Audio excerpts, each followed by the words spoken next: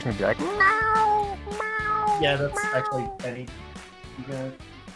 Yep, there we go. There we go. Hey, bud, come here. All right, we're live on you're the so heavy. internet, by the way. Oh.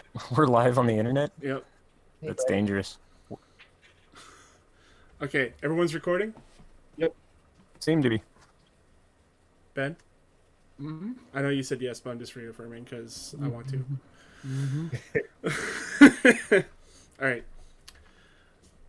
Hello, everyone. Welcome to the Try Shot Gamescast. Each and every week, friends gather around and talk about the games they've been playing and things going on in their lives. Today, I have with me Justin Tip Tim up. and Ben. Ooh. Okay, and we have a special guest this week. We'll call him Josh on the show, but he goes by GrumpyOwlGaming on Twitter. Say hello. Hello, everybody. And yeah, I guess we'll just start with our guest today instead of Justin. That's fine. So Josh, what have you been up to? What have you been playing? Okay, so game-wise, what have I been playing? Okay, so I finally got to be able to get back into Breath of the Wild. Nice. Wow. Well, I've had it for like over a year, and my kids discovered video games right as I got it, and so I was not able to play it at all. I just wrote an article about it and everything. But yeah, And no. wasn't your Switch broken for a while too? Yes, the Switch was broken for a while, and then my kids won another one off of the Lunchables contest. Oh, nice. So they managed to get it, and so I've been playing on that, and then I have started Octopath Traveler as well, which is fantastic. So that's what I've been playing. Yeah, it's I haven't. I played Octopath like a while ago, and I really liked it, but I just stopped because I don't take public transit anymore, so I don't like travel with stuff. Don't have that time. Yeah, It's a very dense game.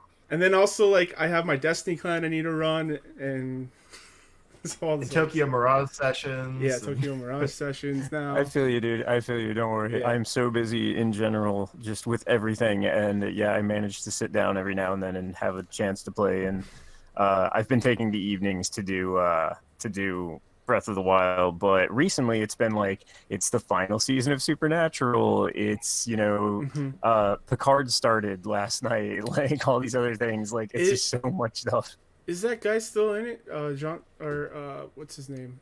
I can't remember. Patrick Stewart. Patrick Stewart. Patrick. He's actually in it.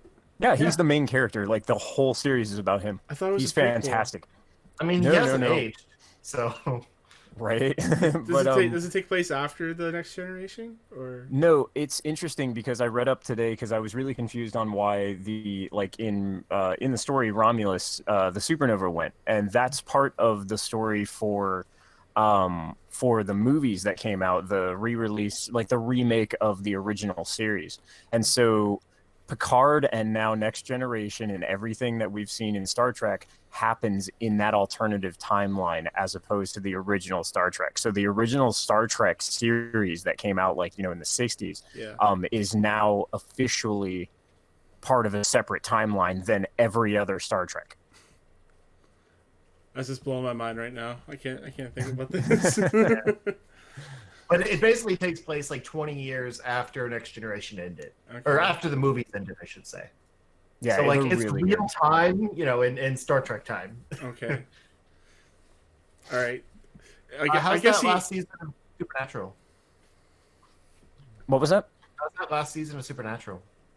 It's been really interesting. I don't want to spoil things for people so much, but like who ends up being the end villain is absolutely amazing. Because I kind of gave up on it after a while, but it was spinning its wheels. Characters would go away and come back, and it's all this, and of course, a brother would die at the end of each season and come back the next season, and they have to deal with that. And I just got tired of it being the same thing, like week to week. But now, last seasons are always you can make things stick, So I'm just what's kinda funny curious. about that, that argument specifically, is that they actually make fun of that in the last season.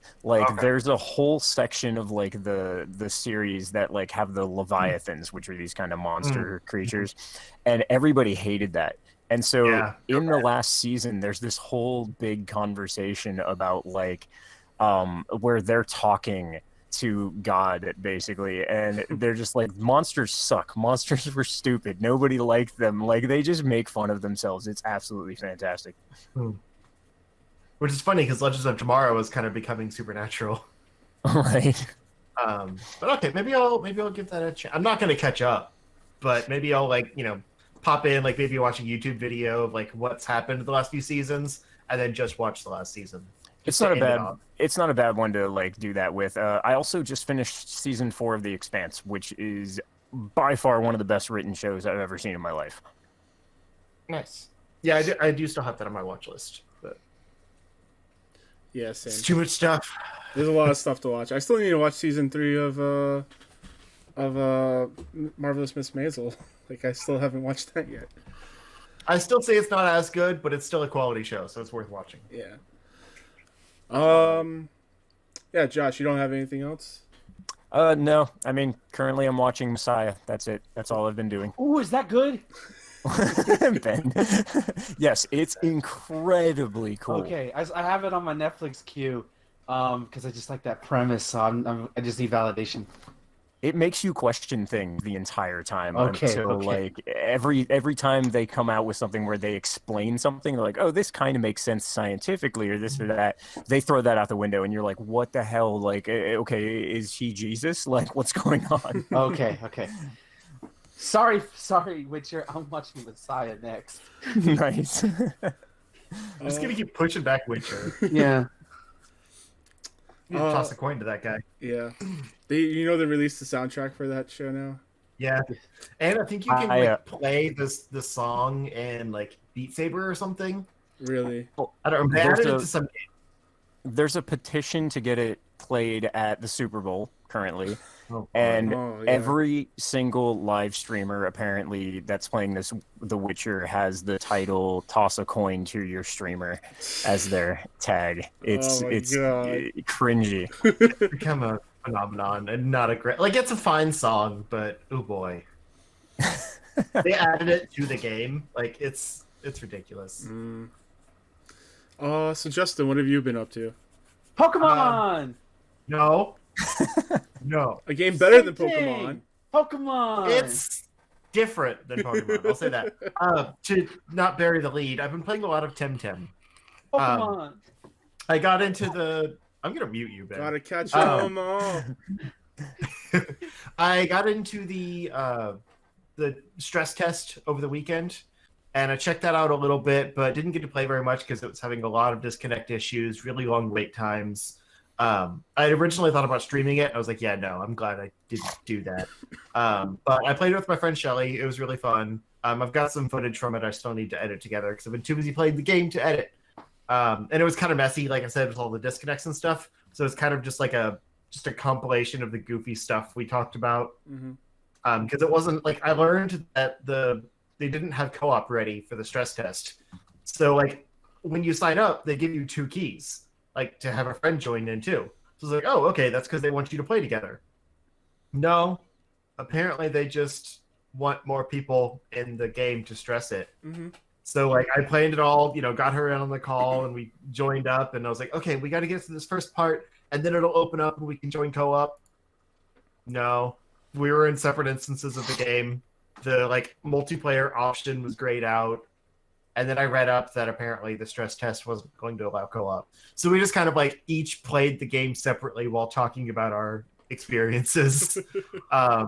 We did end up like in the same seat at one point. I saw her go by and like we fought the same tamer. That's funny. But we weren't playing together. I just saw her name pop up. So a little messy, but it was a lot of fun. And then it wiped all the progress for the actual game.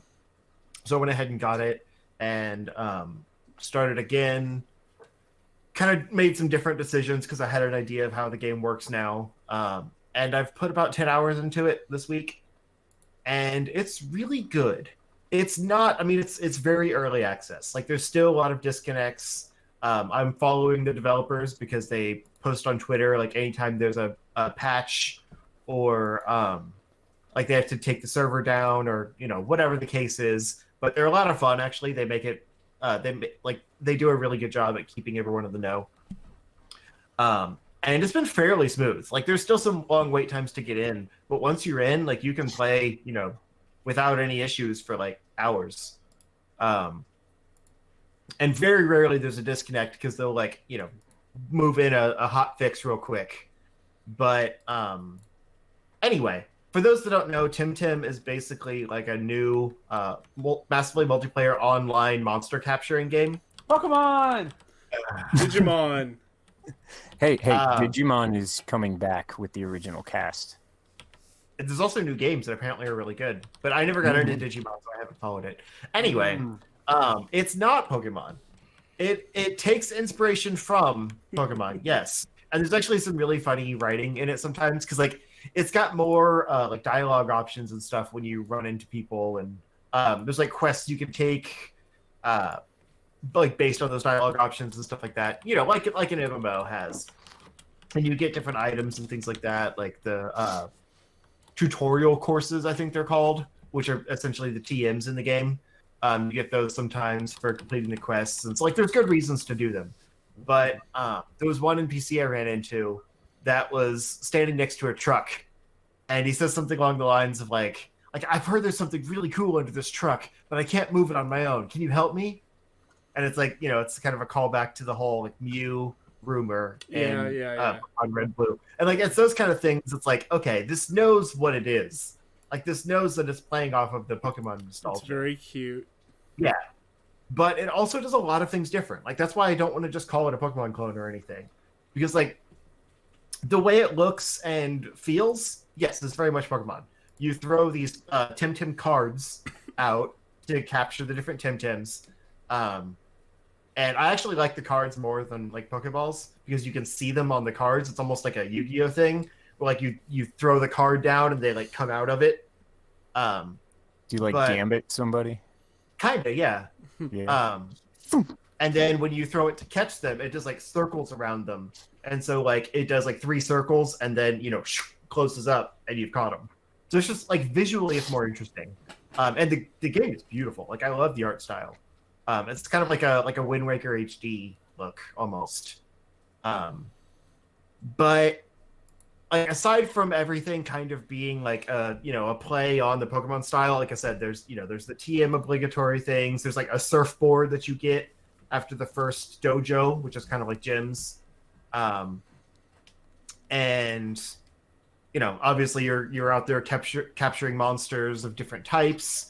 You have 4 moves in battle. Like a lot of that is very familiar to Pokemon players, but like the battle system itself is so much more complex. It's really satisfying.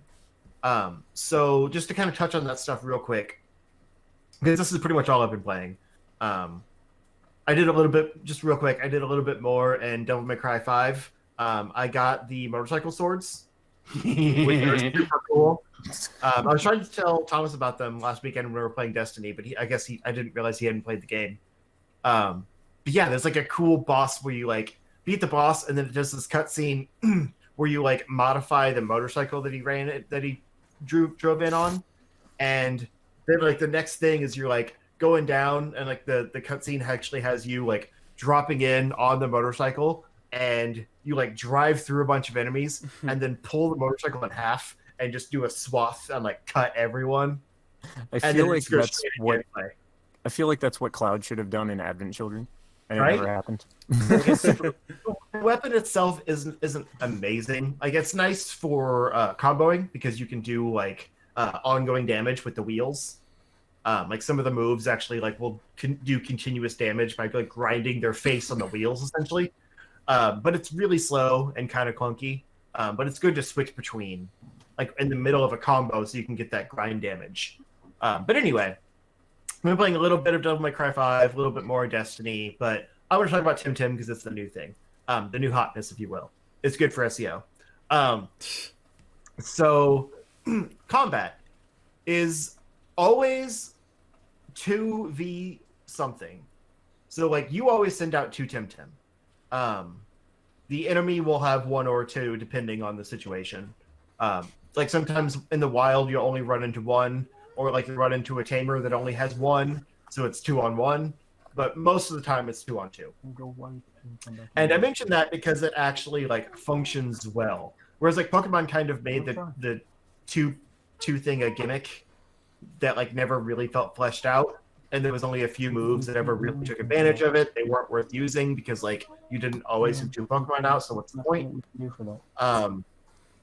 This actually has like, since it's always two Temtem out, there's like synergy attacks you can do where the attack will do like, you know, whatever it normally is designated to at any given time. But like, for example, it might, like when paired with a nature Temtem, which is like grass types, it'll do like extra damage and also like lower stat or something.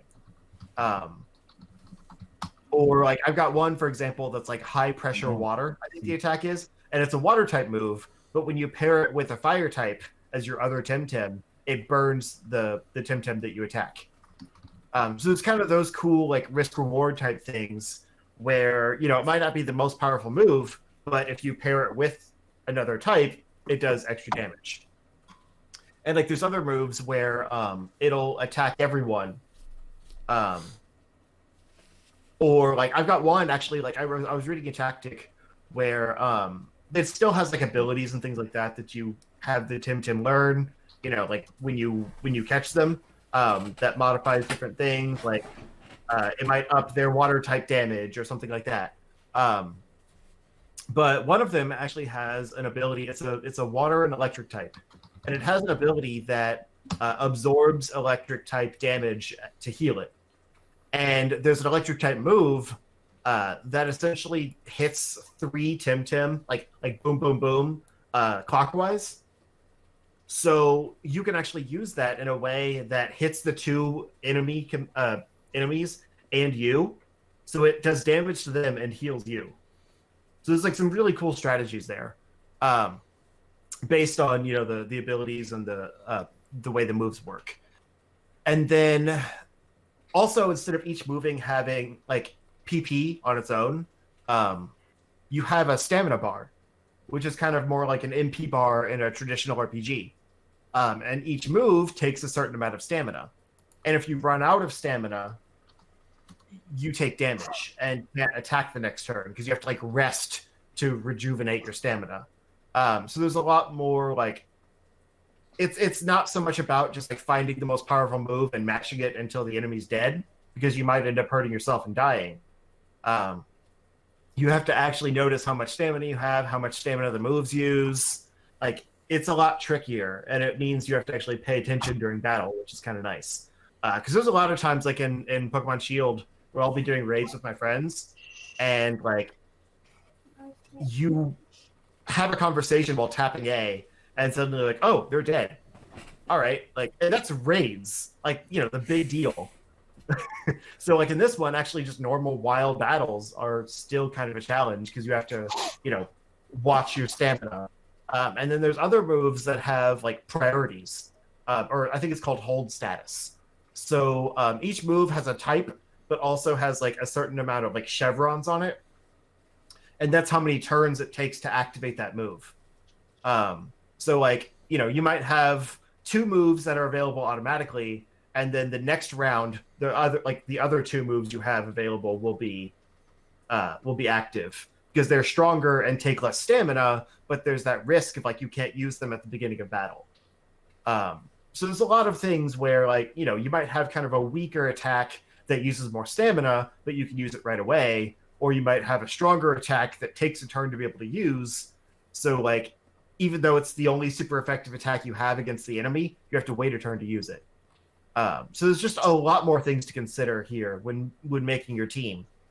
And since there's only 12 types in this instead of like 20 or whatever in Pokemon, you can actually make a more, you know, strategic team out of those 12 types, with each having 4 moves that you can have of, you know, different type combos and all that stuff.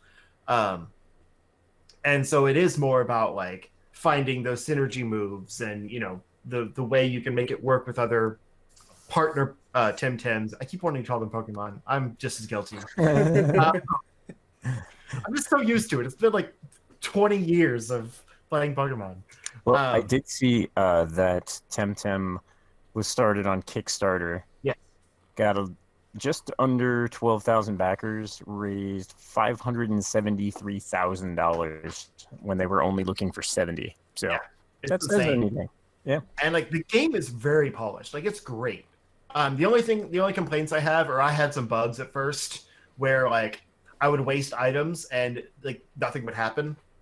And stuff is expensive in this game, so it kind of sucks. Like when a bug prevents something from happening and you don't get that item back, or like they learn a new move, but like for some reason it wouldn't register that they had the new move, and so it would keep using the old move instead. But that's not that big a deal because it actually has a really nice thing for the menu where you can just switch out moves at any time.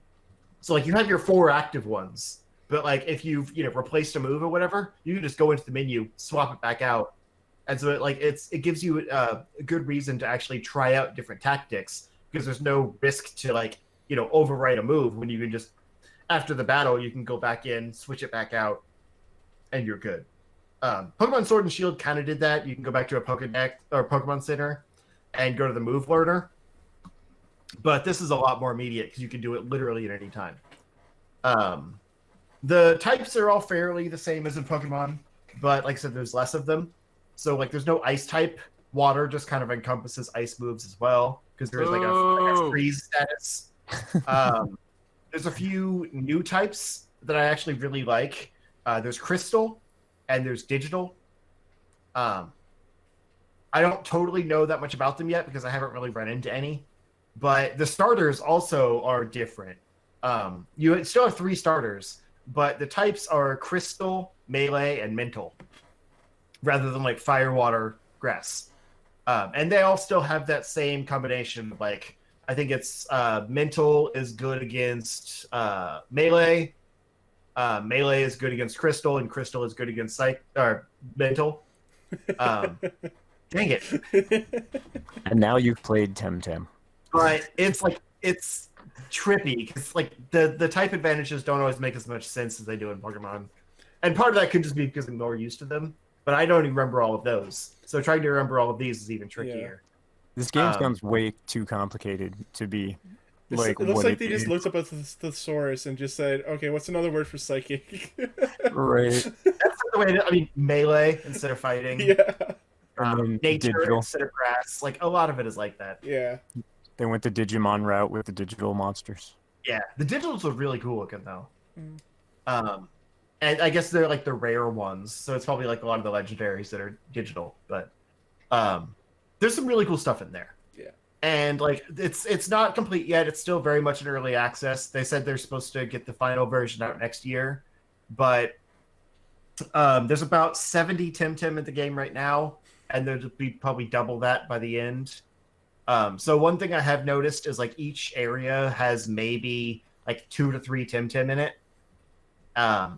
And like my party of 6 has been pretty much the same since before like the first major town I went to.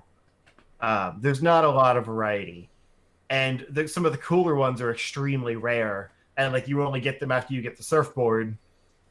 So like you go a long time with just the same ones. And not a lot of top type variety either. Like the first gym or the first dojo, I should say, has a few electric types in it, and there is like unless you start with the crystal starter, you're screwed for electric types. Like they can just take out your entire party because most of what you find early on is flying in water. So I think it's called aerial, but whatever.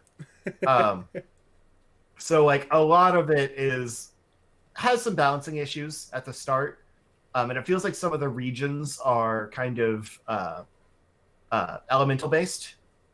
So like the area you start, like I said, is very much like air and water, and like later on there's an area that's mostly earth, and like another area that's mostly fire, and so it's kind of tricky when it's an evolving game.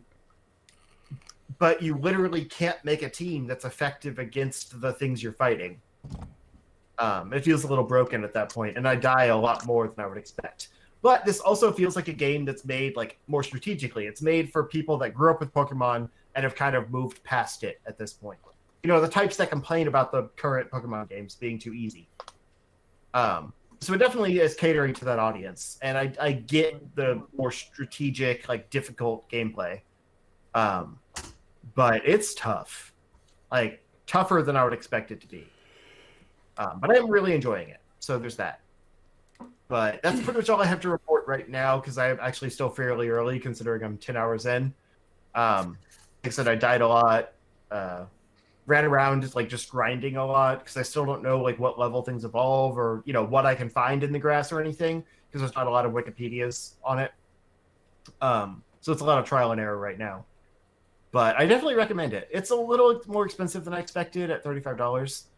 But like when I logged into Steam, I had a 10% off coupon, so that helped. But yeah, this is in no way endorsed or anything. I just played the stress test and really liked it, so I got the game. But if you do get it, let me know and we can Tim up. All right, Ben, bring the hype. All right, so I beat Shovel Knight King of Cards, and it is right up there with Spectre Knight in terms of my quality of enjoyment. What really sold it for me though was the end. But before I get to that, the joust thing I didn't mind as much, and as I did the more challenging ones and the mandatory, I quite liked it. It felt satisfying to do it, but I will never play it casually because fuck that. But what made me really love this game is the final boss. So the whole game, and this is spoiler territory, by the way. This is a prequel to Shovel Knight, so you know what happens to King Knight eventually. So, but slight spoilers coming up. So my favorite part is that the whole joust thing was a plan of the Enchantress from the first game to basically recruit King Knight and his oversized ego to her Knights of Order of No Quarter. God, I love saying that. And so, like, you defeat her. You fight her first, and it's very, very reminiscent of the fight from Shovel Knight. But then you fight, like, she merges 3 of the kings from that you've already fought into, like, this big automaton king, and it's super badass, and, oh, it's great. Me saying what it is doesn't describe how awesome it is. But what I love ultimately about it is that fucking King of Cards is Star Wars Episode 3 Revenge of the Sith. I'll tell you how. You have the main protagonist, who is not inherently evil. He's just obsessed with power, bit of a selfish prick, but he loves his mom. And I'm serious. I am fucking serious. That's what King Knight is. King Knight is Anakin Skywalker. So, and as you go along through this journey, you gain more friends. You're still kind of a prick, but like you're not evil. He's not evil in this game. He's not. He's just like, I am the king. I should be king. He's entitled, like a certain Jedi that we all know who burned to death, or not to death, but So what I love is after you beat the automaton boss, it's a very similar scene where in Shovel Knight 1, where once you defeat the boss rush, all the knights will be hanging out. The Enchantress causes all your allies who, for some stupid reason, decided to show up with you out of her castle, and now they're dangling. And so, like, she basically gives King Knight the choice. You either can help them, or I can finally make you the king that you want to be and give you all this power. And he takes the power. And so then you have, like, an Order 66 thing happening where you see the Enchantress's, basically her minions, go across the country, across the plains and lands, and just take over everything, kick people out. The Triple King goes into hiding, very much like how Yoda goes into hiding. It's fucking Revenge of the Sith, and it's driving me fucking crazy. Lazy writers. And he gets like the crown, and it's like Vader putting on the helmet. It's awesome. But what ultimately made me like love it is like it got to the credits and it's fine, but then it cuts to like a post-credit scene where King Knight is on his throne. He's like, I've done it all. I'm the king. And then like, wait a minute, this looks, and then Shovel Knight appears, and like it ends with right before they fight. I'm like, that's fucking perfect. That is so perfect. Oh my god, they really nailed it. But yeah, it's Revenge of the Sith. That's like, it's straight up Revenge of the Sith, which is great. There's just no, I have the higher ground memes, so if you're missing that, it's not going to be in there. But definitely, if you have Shovel Knight already and you maybe were skeptical about the card game stuff, just push yourself through it like I did, because the platforming challenges, especially when you get more item stuff, it's so worth it.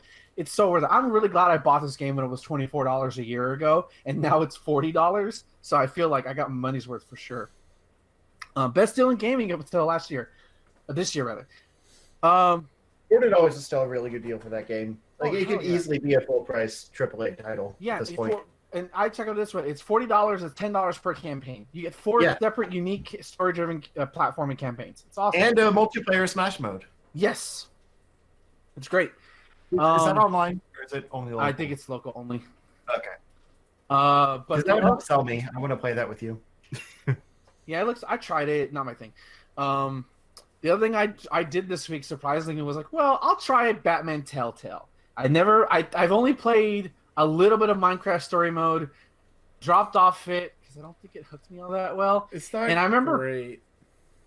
I mean, I liked the first episode. It's just I never had the reason to come back. And it didn't hook me. And I bought this on sale when it was like $5. I'm like, well, it's $5. I can't pass that up. And I was when this was first announced, like when it originally came out, I was kind of skeptical because like, well, they did Walking Dead, and I'm like, you could do things in Walking Dead like make outlandish choices because that's what that franchise is built upon. That series is built upon. You can and having read like so many Batman comics in my life, I pretty much know what kind of Batman story I want and what makes a good Batman story at least, or at least an enjoyable one, I should say.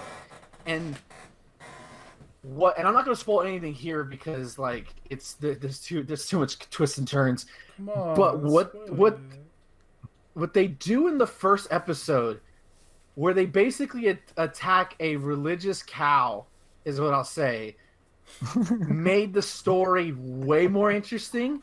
And not an actual cow.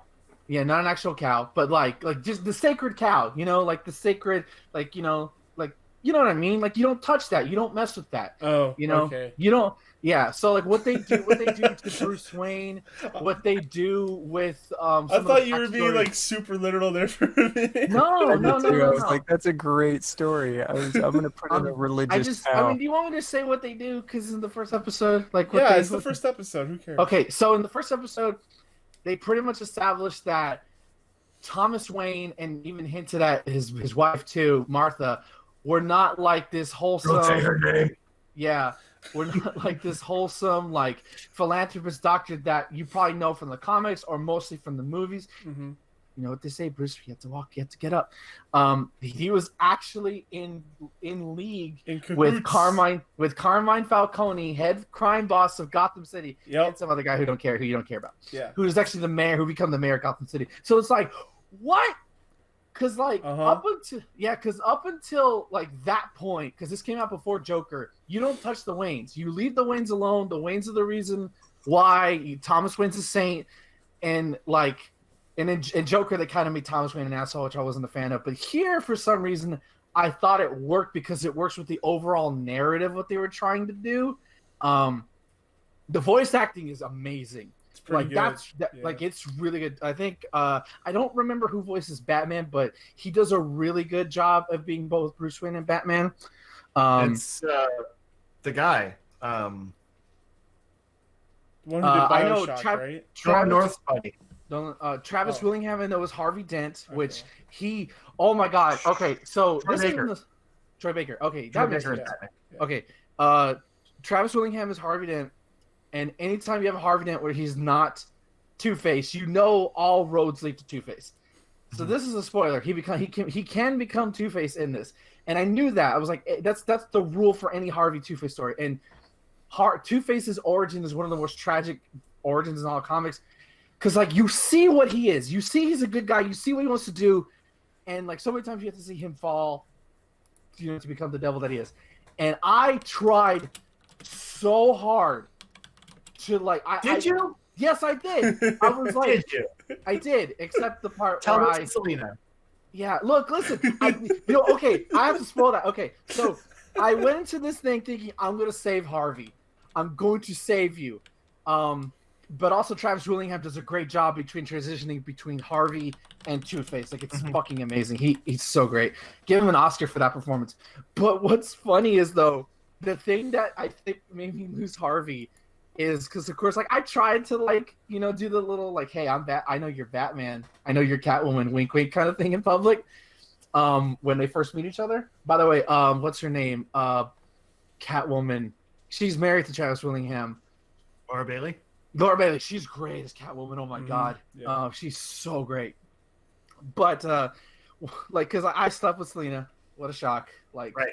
I resisted the kiss at first because I'm like, well, let me just play like how Bruce would do it, And Yeah. then what made me fuck it up was because I wasn't paying attention and the cat was fucking with me. I didn't press the up button. It caused the cat to run out, and then Harvey didn't saw me in my underwear. I'm like, Harvey, I can explain.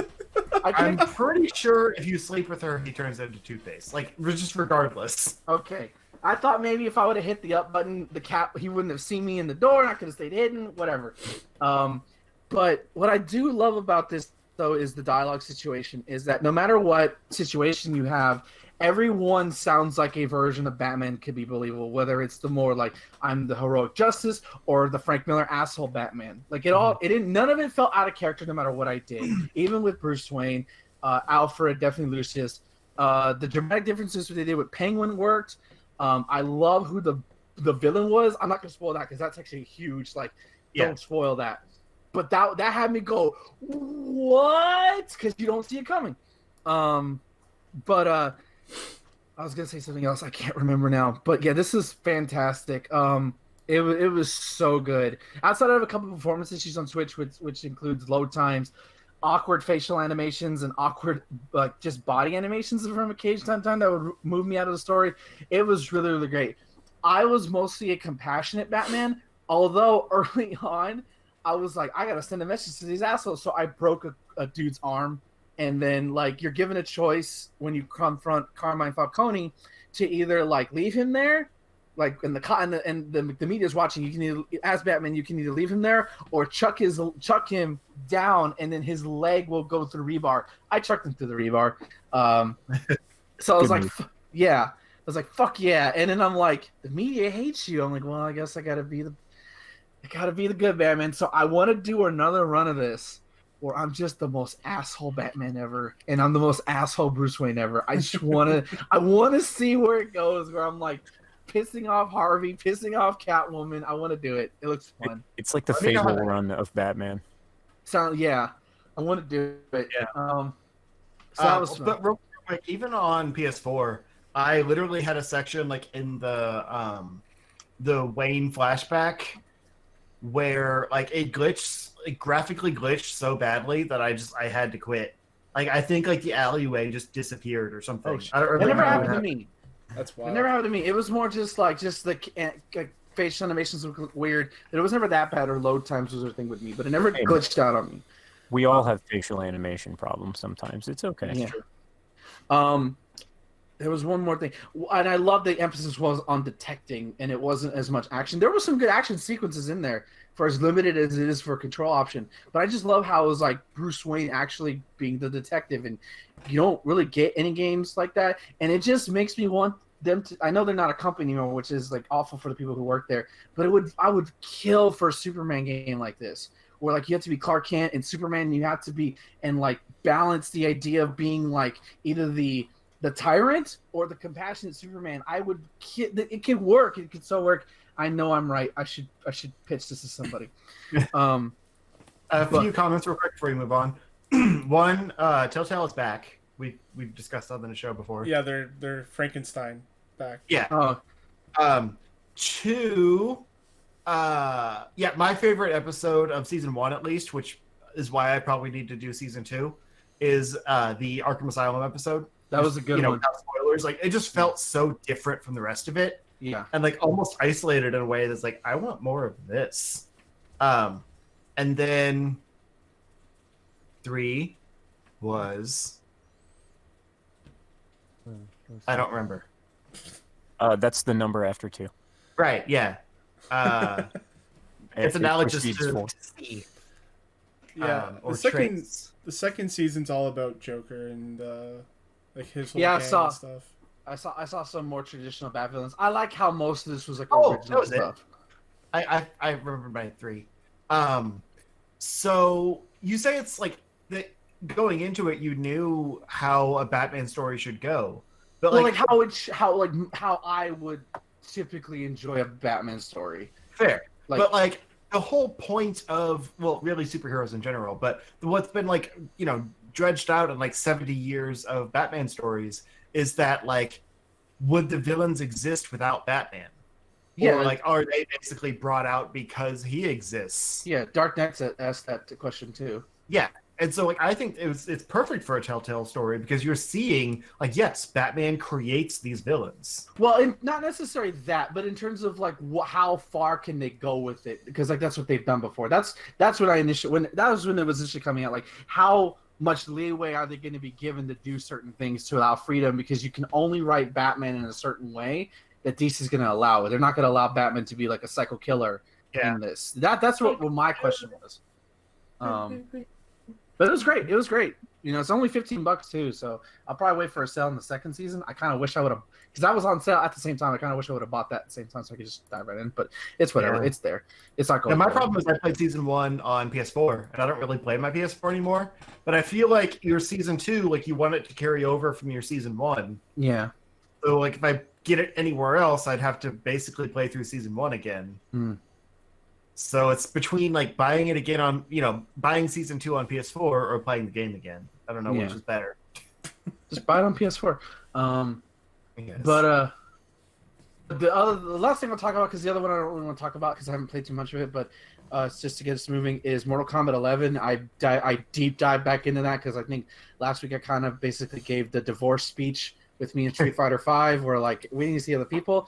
And the first date I went out with is Mortal Kombat 11. Season 4 of Ranked officially started, and I hate that this is gonna sound like I'm tooting my own horn, so I apologize. But I started out at 14 wins and 2 losses, and I was destroying people. Like, granted, they're scrubs, and I'm not any better, but like it felt fun to play the game. And like right now, I'm at like 32 wins and like 17 losses, I think.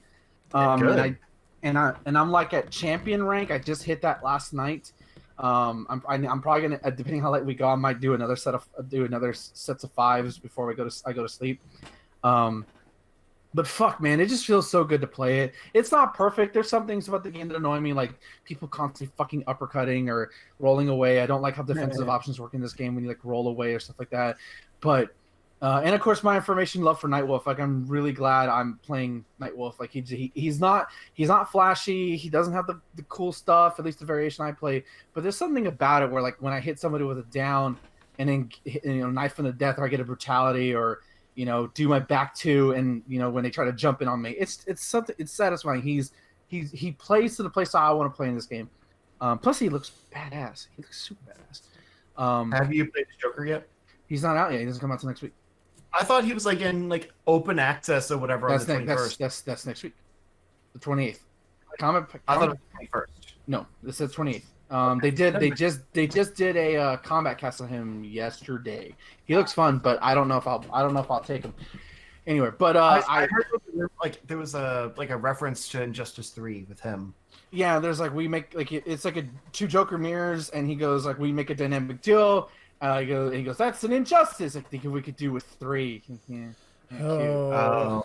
Yeah, cute. Wow. Yeah. That's such a weird crossover to me, though.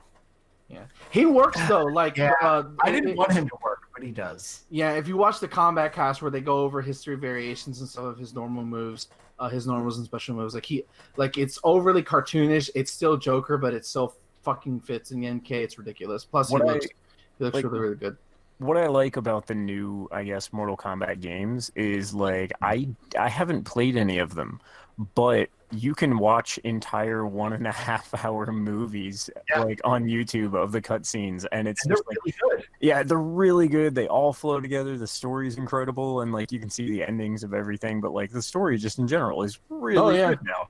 And I never expected that out of Mortal Kombat. I mean, I remember when that game came out, like the original one, it was just like, oh, this is fun. And then they came out with the movie, and that brought a little bit of more lore into it. And then it was just like, okay, Mortal Kombat's done for like a decade, and then suddenly they come back with this giant story, and it's epic and amazing. Mortal Kombat never went away. People just stopped paying attention. It was great. That's what I mean. Like, it became irrelevant for a lot of people, like around that late 2000s era. It didn't really research till MK9 came back. They made a lot of I mediocre games. stand by that the King Bear was great. Yeah, for sure. Yeah, you might have enjoyed them, but like in terms of their popularity comparing to their arcade / mid '90s, it was definitely like a super downgrade. Street Fighter had the same thing. Yeah, a lot of fighting games pretty much went away in the mid 2000s. Yeah, in general, like their fighting game genre died. Yeah, it's called the Dark Ages. We don't talk about that time. Josh, have you watched the story for MK11? The new one, I have not. I finished 10, I think like sometime last year. But no, I haven't yet, and I'm really You excited. gotta watch the new story. It's great. Nice. Like it's fun, but it also like it actually has a lot of depth to it. Yeah. Well, that was what was cool about 10. 10 had a whole lot of depth to it. Like that whole, the whole, Too serious. well, the whole trinity between like Johnny Cage and Sonya, and then their daughter was like, it's just a really cool story in general. Like I like the character development out of like those three. Yeah, for sure. But I didn't like a lot of the new characters, and I thought it was too like dark and serious. Like that's not what Mortal Kombat is. So 11, I found that balance a lot better. I don't like the continuation of let's kill off good guy characters. They come back pissed off, and then suddenly they die again, and then they come back like all like crazy undead bad guys. Oh, yeah. It's like that trope in that is so overdone. But that's why 11 is nice because like it subverts some of that, but it still has like the Revenant, the undead characters, but it plays with time. So you're also getting like time displaced alive versions of those characters. Right. Like they're back, they're back alive. So it kind of it helps to undo some of the issues from the past few games. Also, I think I'm gonna rock Katana in the next season of MK11 rank whenever they do it. That's another thing I wanted to say real quick. I like how MK does their rank, where like it's only it's like every 2 months it seems they could do a rank session. I don't feel a lot like if I lose, I don't feel like I'm losing anything. If I get to a certain point, I'm guaranteed that reward. So it's a great rank system, like Street Fighter V, where like if I fucking lose 2 games, I feel like the worst human being in the world. I never want to play the fucking game again. Yeah, I think I might wreck Katana next time because I think that's my goal, is to play maybe not a new character, but at least alternate a season and stick with that, whether wins or losses. But I'm having too much fun with my goal. But that's all I played. I mean, I played Time Spinner, but I have only played like maybe less than an hour, so not much we're talking about that. But I'll probably be talking about more MK11 next week. Nice. Cool. I haven't been up to a whole lot, mostly just podcasting and playing other games that you guys already know about, like Destiny.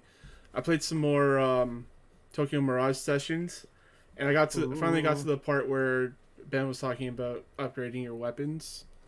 So I'm running out of weapons to like grind. For change it. What? What Tiki says whenever you go to change. Okay. Yeah, I'm like running out of weapons to grind, so I'm just upgrading the weapon I already have to grind it again, and like power up my abilities that I already have. I think I just grind too much. I think that's my problem. I'm currently at the part where I'm between chapters 4 and 5, so I'm doing the intermission and I have to do some side quests. I really like is it Mayra or something like that? The alcoholic leader. The boss? Yeah, the boss. What was her name again? I can't remember. I think it's Mayra or something like that. Yeah. Yeah. She's fun. She's fun. Her side quests don't really involve a whole lot of questing. It's like no, it kind of just like yeah. You just talk to her, and then like there's a bunch of dialogue options that you could choose from, and it kind of unveils like some of the past to some of the other characters. Yeah, you get to know her a little bit. Yeah. Yeah, that's what I like about her stuff, is that I get to see more into the lives of these my party, like a side you wouldn't see if you were just hanging out with them. So yeah, I just need to play more of that. Unlock the 3rd EX story. There's like the new stuff in this. There's EX stories, and they're just like additional dungeon that you can run through. I think you can link up 2 characters. Like that's where you get your duets, basically. Sounds like Dissidia. It's a Japanese RPG game. Yeah. Oh yeah. So the last boss I fought was basically the what's his name? Tarantino, like director in this. It's like What? Tarantino. Yeah. Really? Yeah. Tarantino. Yep. So he's like this overzealous like director, and he's trying to get the best out of Tsubasa, and so there's a lot of like the things there with Tarantino, which is kind of fun. Um, One thing I didn't talk about was the dungeons themselves. Each one of them has their own like puzzle sequence to them, and I don't know. They're kind of just hit and miss for me. Like the last one I did with the director in the TV show, it was just like run around this area and try and figure out which door is the right door. Yeah. That one really sucked. I mean, no, like I guess there was like I was supposed to like put these panels in order, but I only had like 4 of them, and it was just random the way. Like I guess it wasn't random, but like it felt random, like going through the doors and trying to get them in. Oh, order. it's not. It's I think it like you start off in a room, right, and then like Yeah. you see the overhead. Yeah, like so. This is like from what I remember. Each like where it tells you that's how it shows like 1, 2, 3, 4. Yeah. That's how the rooms are laid out, and that's how you're supposed to like you're going in this door. Like that's the sequence you go into. Yeah. I hated it too. It Yeah. sucks. It wasn't good. Yeah. Like the first dungeon, it had the different levels to it, and the way you would get to the levels, you would pass through a dress, and so you would change the poses of the dress to like move its hands. And that was kind of fun, like trying to figure out which ways to go and which alternate Have you ways. passed like the one that looks like a Japanese like water garden? I don't remember if you've gotten to that one yet. I don't think so. No. I think you might. I think it's after that. It's It's been probably about, 5. Yeah, Act it's 5. been about a year and a half since I've beaten the game. So Oh no! Wait! Yeah, that was 3. Yeah. That was, Oh, okay. I was in that one. That one was good. okay, Yeah. has a nice look to it. Yeah, nice look to it. And puzzle wasn't all that hard. Just like figure No. out which candles to put where. Pretty much. Yeah. Looking forward to playing some more of it. I'll probably get a review up soon since I'm pretty far into it now. And that's pretty much it. I need to edit together the audio we recorded for Hereditary. Me and Justin did a watch along with that. So Yeah, I was gonna mention that, but I had talked enough. yeah. That ending, man. You'll hear our thoughts on. Yeah, Hereditary is overall a good movie. It's a really good movie until the last 5 minutes. Yeah. Yeah. 30 Midsommar next, so check that out. Yeah. So, did you want to talk about game writing now? Me? Yeah. What was your idea for? Oh, I don't know. You guys kind of have been around, and I was starting to do gaming articles recently, and then it kind of turned into I don't know, a different conversation. Like, you guys were like, "Hey, let's talk." I was like, "Yay." So anyway, I am. For those of you who don't know, I'm Josh, by the way. Again, GrumpyOwlGaming. I was formerly a YouTuber, which is actually where I met all these lovely people, Justin and Ben and Thomas, and yeah, I gave up gaming YouTube to become a video game writer because I got offered the opportunity to, and it's a lot of fun.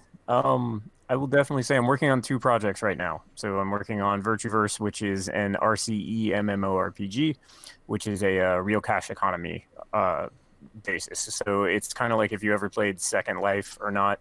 It's got that same type of deal where like everything in the game has some sort of real world value and this and that. But it's all based around like a sci-fi fantasy based story.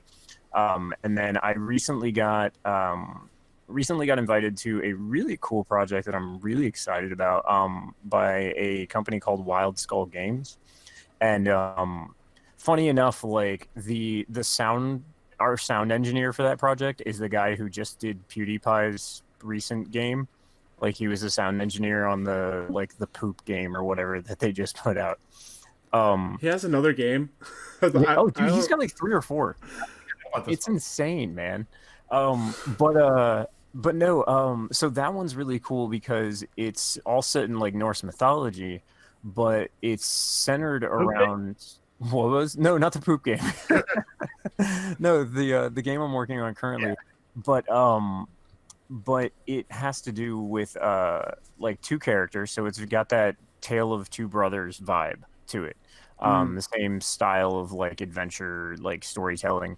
But one of the characters is blind. And so we actually are using that in the dynamic of the mechanics of the gameplay.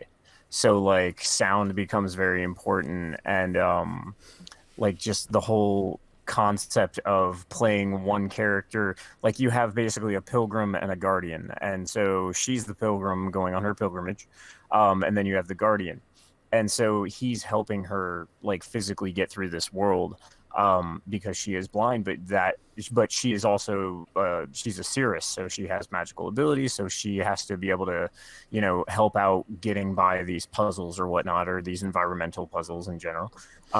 And so the way we're doing that is that you will actually have a narrative basis. So the guardian will tell her what the surrounding like area looks like, and then she'll actually have to kind of go into that and like do things based on kind of how she thinks the world looks like. And it's really intense. And then like there's definitely a lot of we're gonna have these like campfire like segments where at the end of their adventure they rest at a campfire, and then they start talking about their past, and her kind of having an idea of what it means, because she's suddenly blinded. She wasn't born, it wasn't like a degenerative thing, she's very suddenly. So there'll be a lot of conversations about how that's affected her personally. And then the guardian also has a story as well, but I can't spoil everything. But yeah, that one I'm really, really excited about too. But it's just been a very interesting experience. Everybody wants to write a game, or like has a game idea or things like that, but like really getting into it, it's a lot more technical than you would think. You find yourself like writing around like game mechanics, or Yeah, that's definitely a big thing. Like Yeah. you have to, because like I belong to an AuthorTube Facebook group, and it's basically a bunch of authors who have YouTube channels, and they talk about their books and characters and everything. And like, but if you watch the videos and you listen to them, like,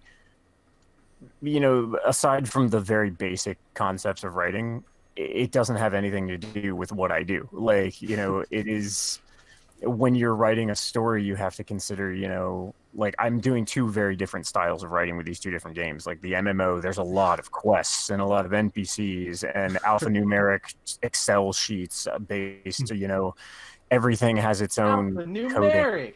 Alphanumeric. But no, there really is, like, every NPC has an alphanumeric ID number, and that ID number basically becomes the asset that we put into development. But every side quest has its own alphanumeric, and then every location, and it's all has to be cataloged. And so that's part of my job too, and it's insane. And then writing out dialogue, you're writing out flowcharts. You're not just writing, little dialogue stuff. You're actually in the coding, writing out the flow. You have to take, that we have our own custom quest system for Virtuverse, and like you have to take that dialogue, it has to be set into the proper coding, and like there's so much more than people consider, just having, I have a cool idea for a game, or I have a great story. It's like, okay, well, here's how you implement that into a game, and that's really hard. Yeah, you just kind of reminded me. My brother has made a few games in the past. Like I think I've talked about his Zelda fan game before. Yeah. I've played that one. Yeah, that I kind of helped him write, and like I basically wrote it as a short story, and he, took that story and put it into the game. But he's been telling me recently about his new game idea that's like actually an original, thing that could be put out for money because it's not, based on an existing property. And he's trying to make the game essentially create dialogue options organically based on the NPCs. So like he can write, a few different things that they might say, and then whenever you talk to them, like based on what you've done, they'll pop up the different dialogue options. So it's not like you're going to them and they're saying the same thing over and over again. Right. And like that's I've kind of been seeing a lot of that idea of like you're not so much writing a story, you're just writing lines that may or may not be read. yeah, no, that's something that like is basically kind of like a world quest branching system. Yeah. You can see that a lot in like games like Dragon Age and Mass Effect really took that to the next level. I mean, you think about all the time you played Mass Effect and like if you ever got into it, like all three games, you know, in that your playthrough, like they probably made another third of that game that you never saw. Oh yeah. You know, and it's That's crazy to me. crazy. Yeah, no, it's absolutely nuts. And there's been some really interesting I've read some articles about some really interesting AI systems that are now being designed for that kind of almost choose your own adventure style writing. And it's really interesting, like based on like what you do in the game, how you play the game and the dialogue options you choose, and having an AI system that will actually build the rest of the game for you Wow. with like some pre-done things. It's really crazy. Well, it's like that kind of thing is cool to me. I mean, it also kind of sucks as a writer because like I wouldn't want to know that, you know, a majority of people aren't seeing the stuff that I made. But yeah, like get over it. Ben Yeah. mentioned Batman Telltale, like there's so many different options in that game. Yeah. How many people see all of them? Like how many people play through every possible option in that game to see all of the total outcomes? Like all of that dialogue is voiced and written by someone. And like voice actors are expensive, very expensive. Yeah. so to only hear a fraction or to, you know, like know a fraction of what was written, like that's crazy to me. Even like Yeah. the Temtem example, like it's such a minor thing, but that thing I mentioned with the guy with the truck, could have totally missed him. He was just off the beaten path, like as a little in joke. I think like when you're writing to that point and when you're world building and whatnot, because I've done a lot of game design with both of the projects that I'm working on, like you kind of just put that stuff in there for the immersion's sake. Like you look at like The Witcher 3, like that is an insanely immersive game, but it's because everybody has lines like all over the place. Now they do get, you know, they get repetitive after a while, but it's nothing like, you know, I would say like Oblivion. Oblivion had some of the most terribly repetitive and Or Fable. Right, Fable was another Chicken big one. chaser? Chicken chaser. It's the ass spider. But anyway, like it's just you just build it as the project and you just, you know, basically say like this is everything here, and it's almost like a challenge to players to, you know, go out and explore everything. I really like that. Yeah, and honestly, I think it's kind of cool that like there's stuff that you might not ever see, because it means that like they thought of, you know, other options. Like you said, you notice when it's repetitive, you don't notice when it's not repetitive. You know, Right. like when there's more dialogue options than you'll ever see, you're just like, oh man, I never heard the same thing twice, and that's great. It sucks as a writer, like we don't probably think about that. Like one example I think of is I had a hilarious moment when, you know, I mentioned like Jedi Fallen Order was my game of the year, and I died a lot in it. I had one death where it was just like against two like innocuous stormtroopers. They just caught me off guard, and I wasn't paying attention. And like as I was dying, like the screen was fading, and I heard one of them go, "Oh man, did I just kill a Jedi?" And those are great. Those are great, like filler lines. The stormtroopers in that game are amazing. Like their ambient dialogue is great. I like. ever got once. Did you see Donkey's video of that on YouTube? No. It's so funny. He messes with the stormtroopers so bad. Like it's just hilarious. The whole video just reminded me of you guys watched The Mandalorian, right? Yeah. Like that whole Not- scene. I'm not finished with it yet. Oh no, it doesn't really spoil anything. Yeah, like, it's there's just like a scene, fun side thing. I think I know what you're going to talk about.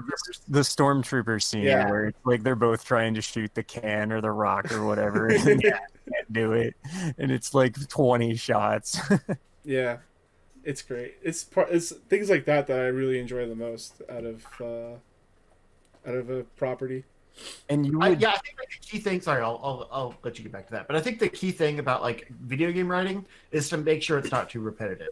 So like that's what I'm talking about. It's like if a majority of people don't know every like written line in the game, you've done a good job. As bad as that sounds as a writer. it gets complicated because like Justin, you started playing D&D like last year. I make it a thing, like, because I'm the senior writer for Virtuverse, so like I can bring in other writers. I always make it a thing to ask them if they've ever done D&D and like dungeon mastering and stuff, because it's so much, especially with an MMO, like, you're talking about not doing something repetitive.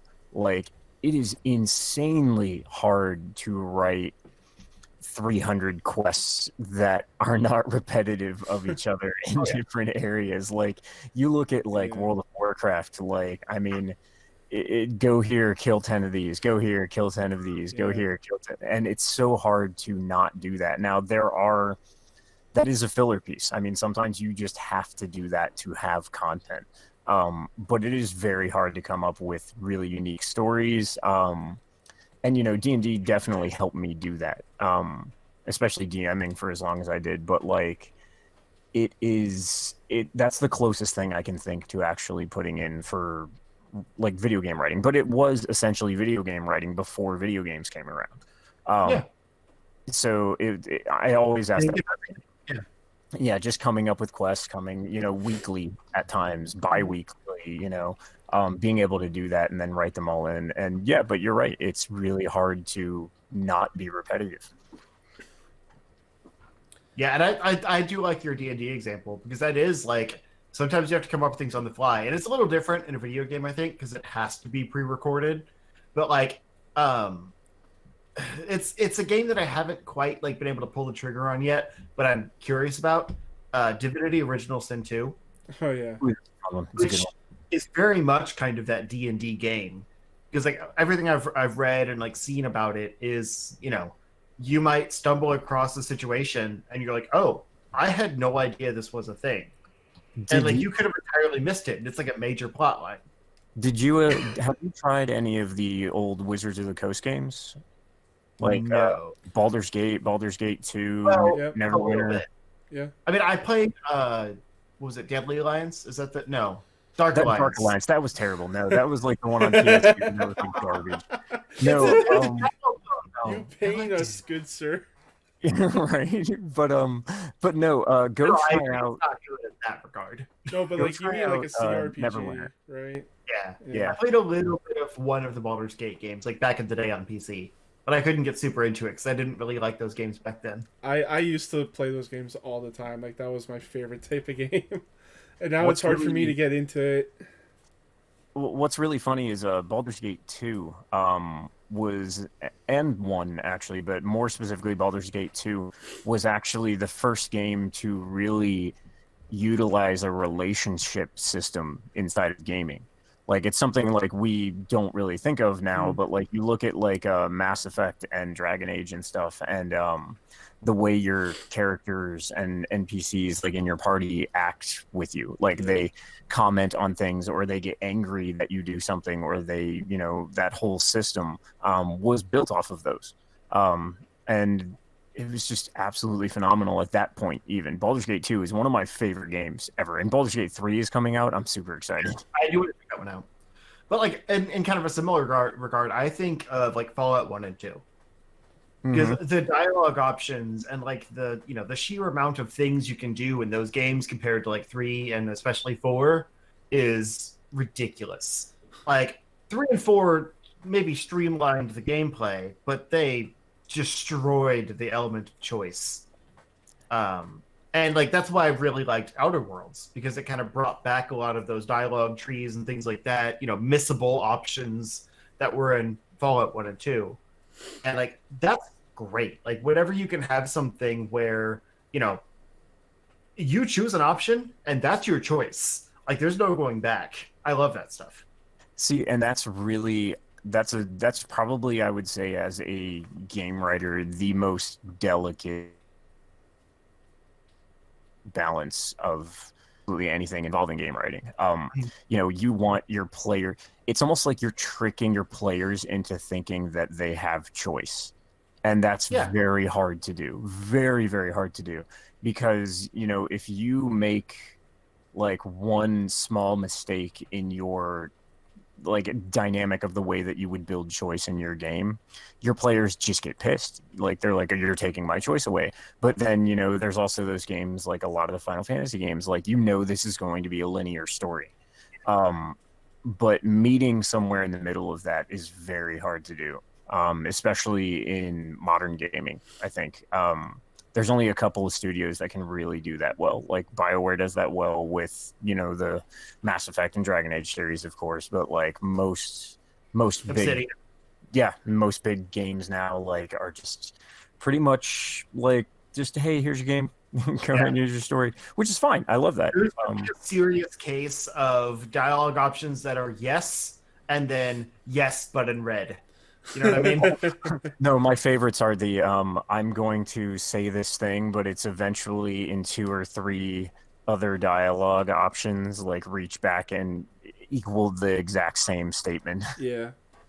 Yeah. And like honestly, like going back to Telltale, because I feel like they're a perfect example of dialogue done right. That was their whole company was based on that. Yeah. I assumed there's only so much you could do in that game. But then Thomas told me that, like, with Harvey Dent specifically, he doesn't have to become Two-Face. And I was like, seriously? Yeah. Like, that's the Harvey Dent thing. Like, he becomes Two-Face. It's like the fact that, you can go through that entire season and, like, save him, essentially. Like, I had no idea. I just figured, like, depending on how you made your choices is how he would perceive you even after he became Two-Face. Like, you can avoid that entirely. And that's insane to me. Yeah, it's definitely a challenge. And I mean, even with things like that, like you think about like what you just said, like pushing the envelope of saying, hey, you can save Harvey Dent. Like in a just cultural like setting of comic books, that's insane to do. Yeah. That's ballsy. Like, but it's super cool and it makes you want to play the game, and that makes you want to spend the money on the game. I mean, like, writing can make or break a game. Oh yeah, easily. Look at the end of Mass Effect 3. I mean, literally so bad they had to do an update that expanded it. Like, It wasn't even that good after that. right. Then there was Andromeda. Yeah. Just going back to Telltale really quick, like having the choices in a Telltale game be shown to the player, like the percentages of like you could have picked this or that. I like that a lot. Yeah. Yeah. Do you have like data like that on your end when you make your games? No, not so much. Like it's because I'm building an MMO, so like as my main project, and that is very different. Like that is kind of a like. But do you get like data? I just mean in the sense that like you see a percentage of people have done this, but not something else. No, that's something that has to be that. Okay. Yeah, that's something that has to be built into the game like that. Like, I mean, you're talking. See, like these things, like now, like I said, I've been doing a lot of game design and having to, get into talking about all of these systems and whatnot. Like what you're talking about sounds like this, really cool and easy idea. But I work with analytics for right. Then you get into the you get into the actual systems of it, and it's like, okay, now we've got to have a server that holds all of the information of every single person who's ever chosen that dialogue system. Yeah, right. And then that's a really cool crazy. System. So like you seeing don't that. personally know like how much of your writing has been seen? Nope. All of what I do is basically like, occasionally, because we're still in early access, and we're especially with Vertiverse and Tale of Two, which is the other game I'm working on. That one's still in game design. So right now with Vertiverse, like we've had a few closed betas, closed alphas, quote unquote. Basically, if you sign up for the newsletter, you sign up for the Discord, like you get an invite. Our Patreons also get an invite like before the actual, early access. So really all I get is what they talk to me about in Discord.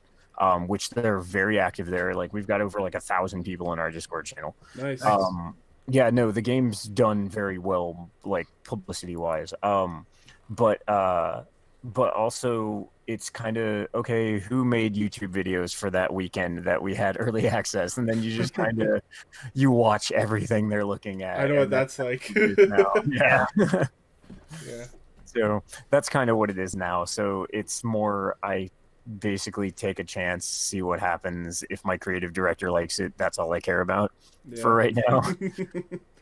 I mean, with the other game, with Tale of Two, it's a little more personal. I actually really enjoy being able to be a writer on that project because it's speaking about the human condition and the human emotions, and learning to kind of like either accept or deny your circumstance, and I really really like that.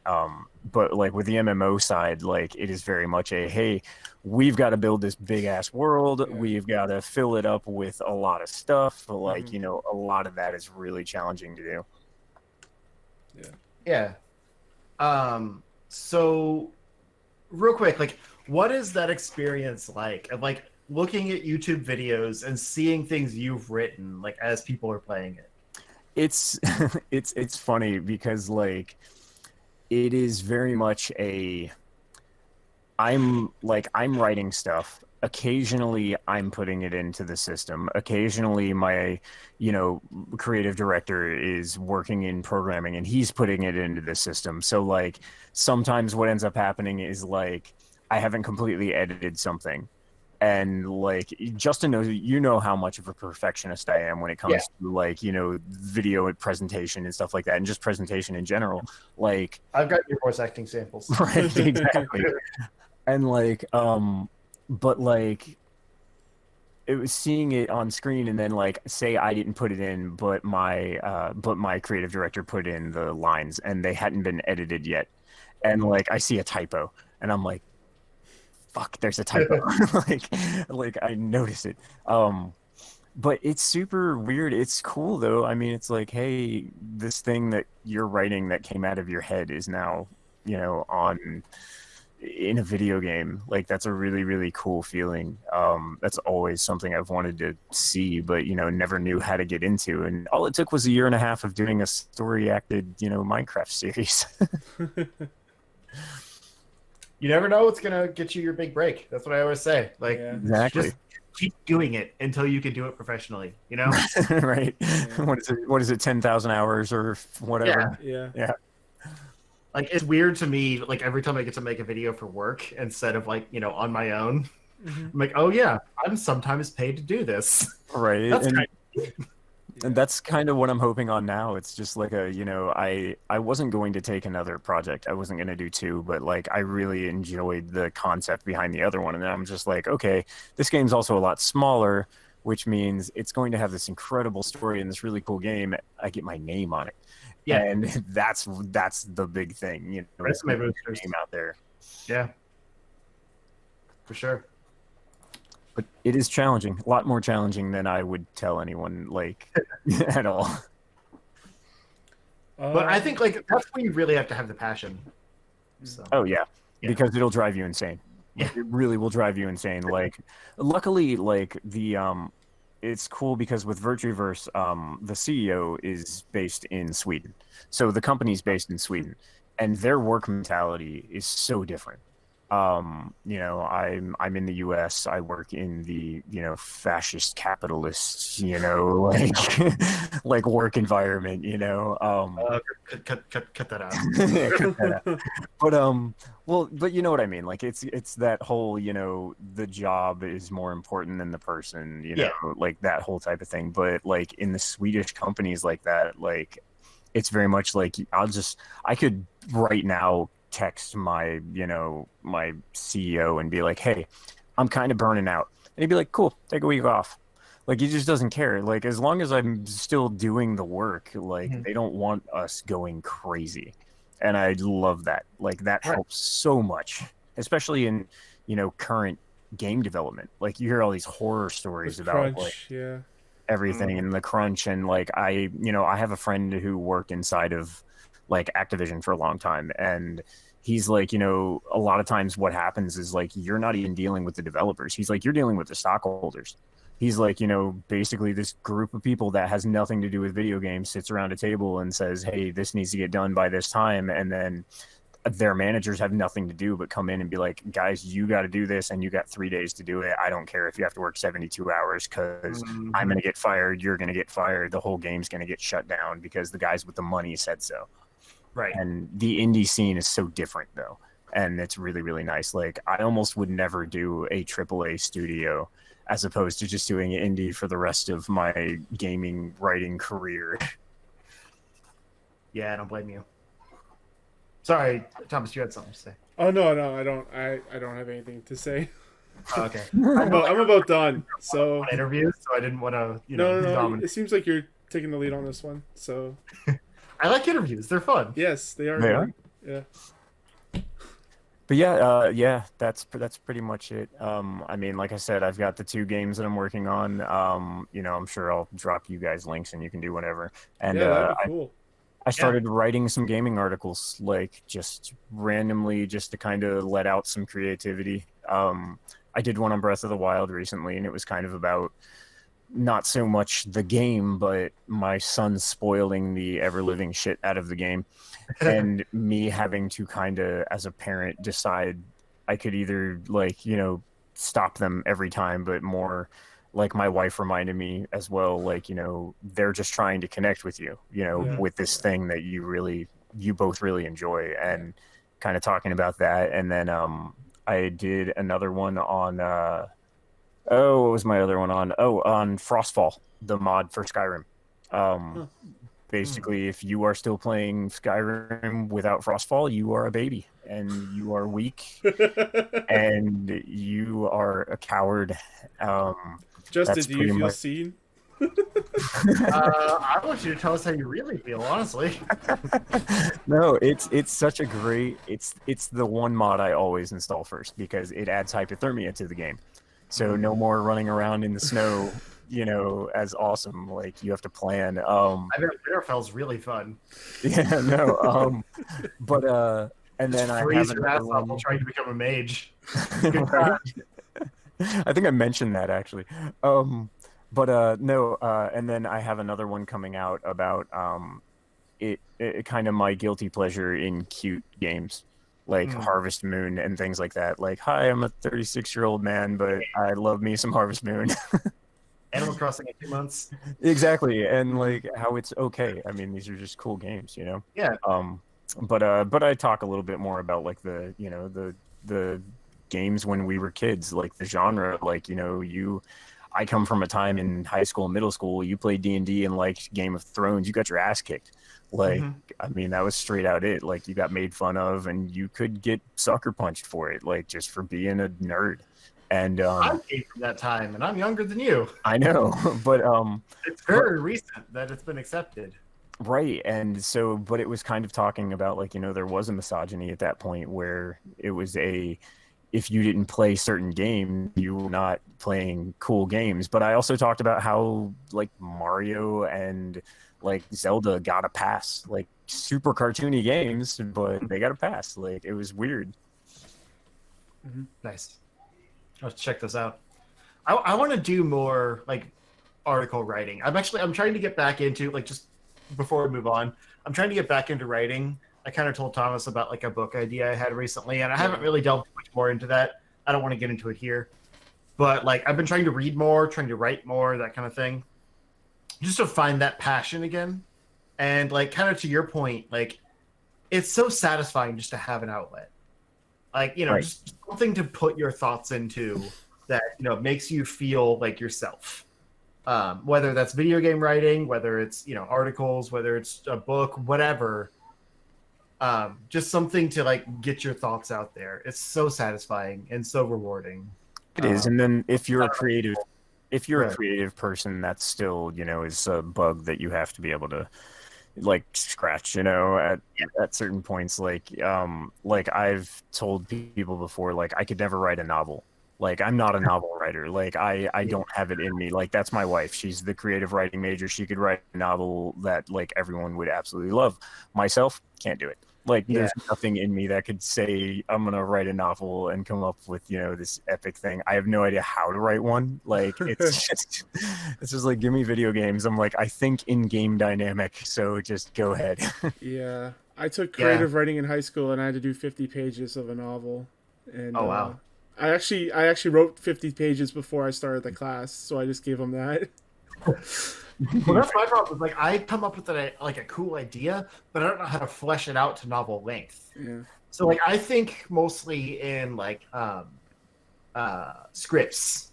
Like, I used to write a lot of like film scripts and stuff. Yeah. So, like, I'll come up with all the dialogue, but I'm not good at the description between the dialogue sections See, because and I visualize everything as I'm writing it. So I don't write it as a book. I write it as a movie. Mm-hmm. well, and that's a good way to write certain things, though. That's a good way to write like dialogue. Like, that's actually a good way to write games, because you really consider.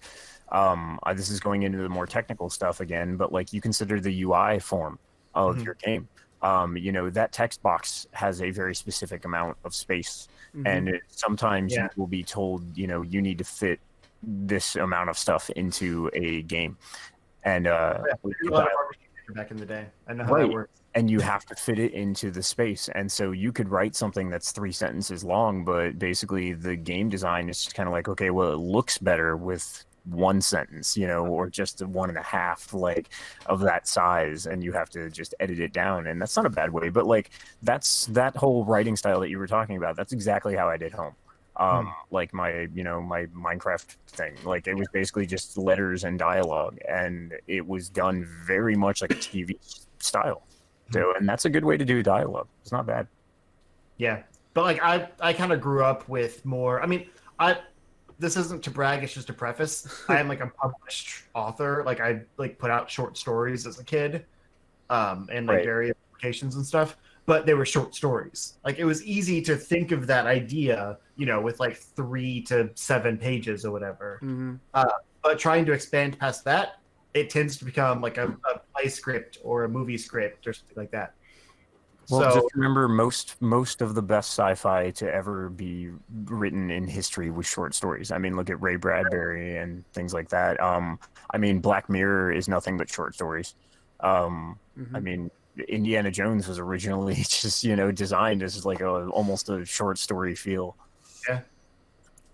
Yeah, and it's easier for me to visual, like, you know, put in some stage cues of like, this thing happens, and then go back to dialogue. Rather than like Lord of the Rings of like, you know, Gimli, son of Gorn, son of. Oh God, don't ever Tolkien anything. Like, that's actually like a rule that I feel like a lot of writers now share, is like, don't Tolkien anything.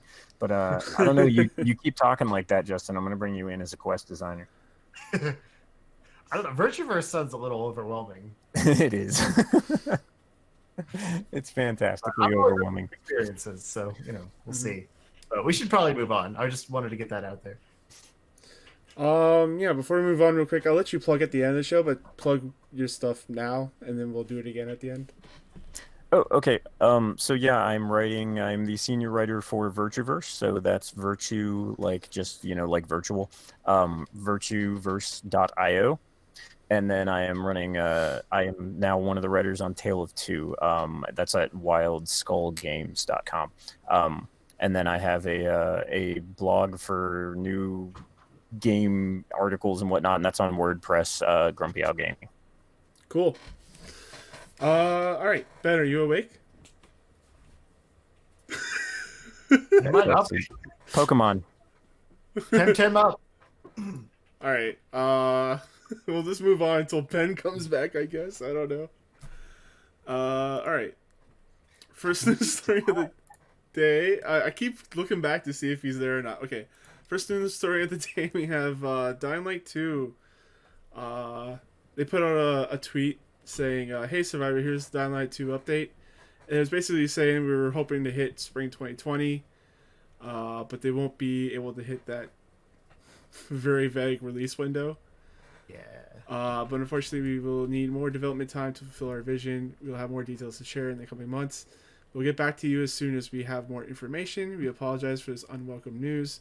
Our priority is to deliver an experience that lives up to our own high standards and to the expectations of you, our fans. Please stay tuned.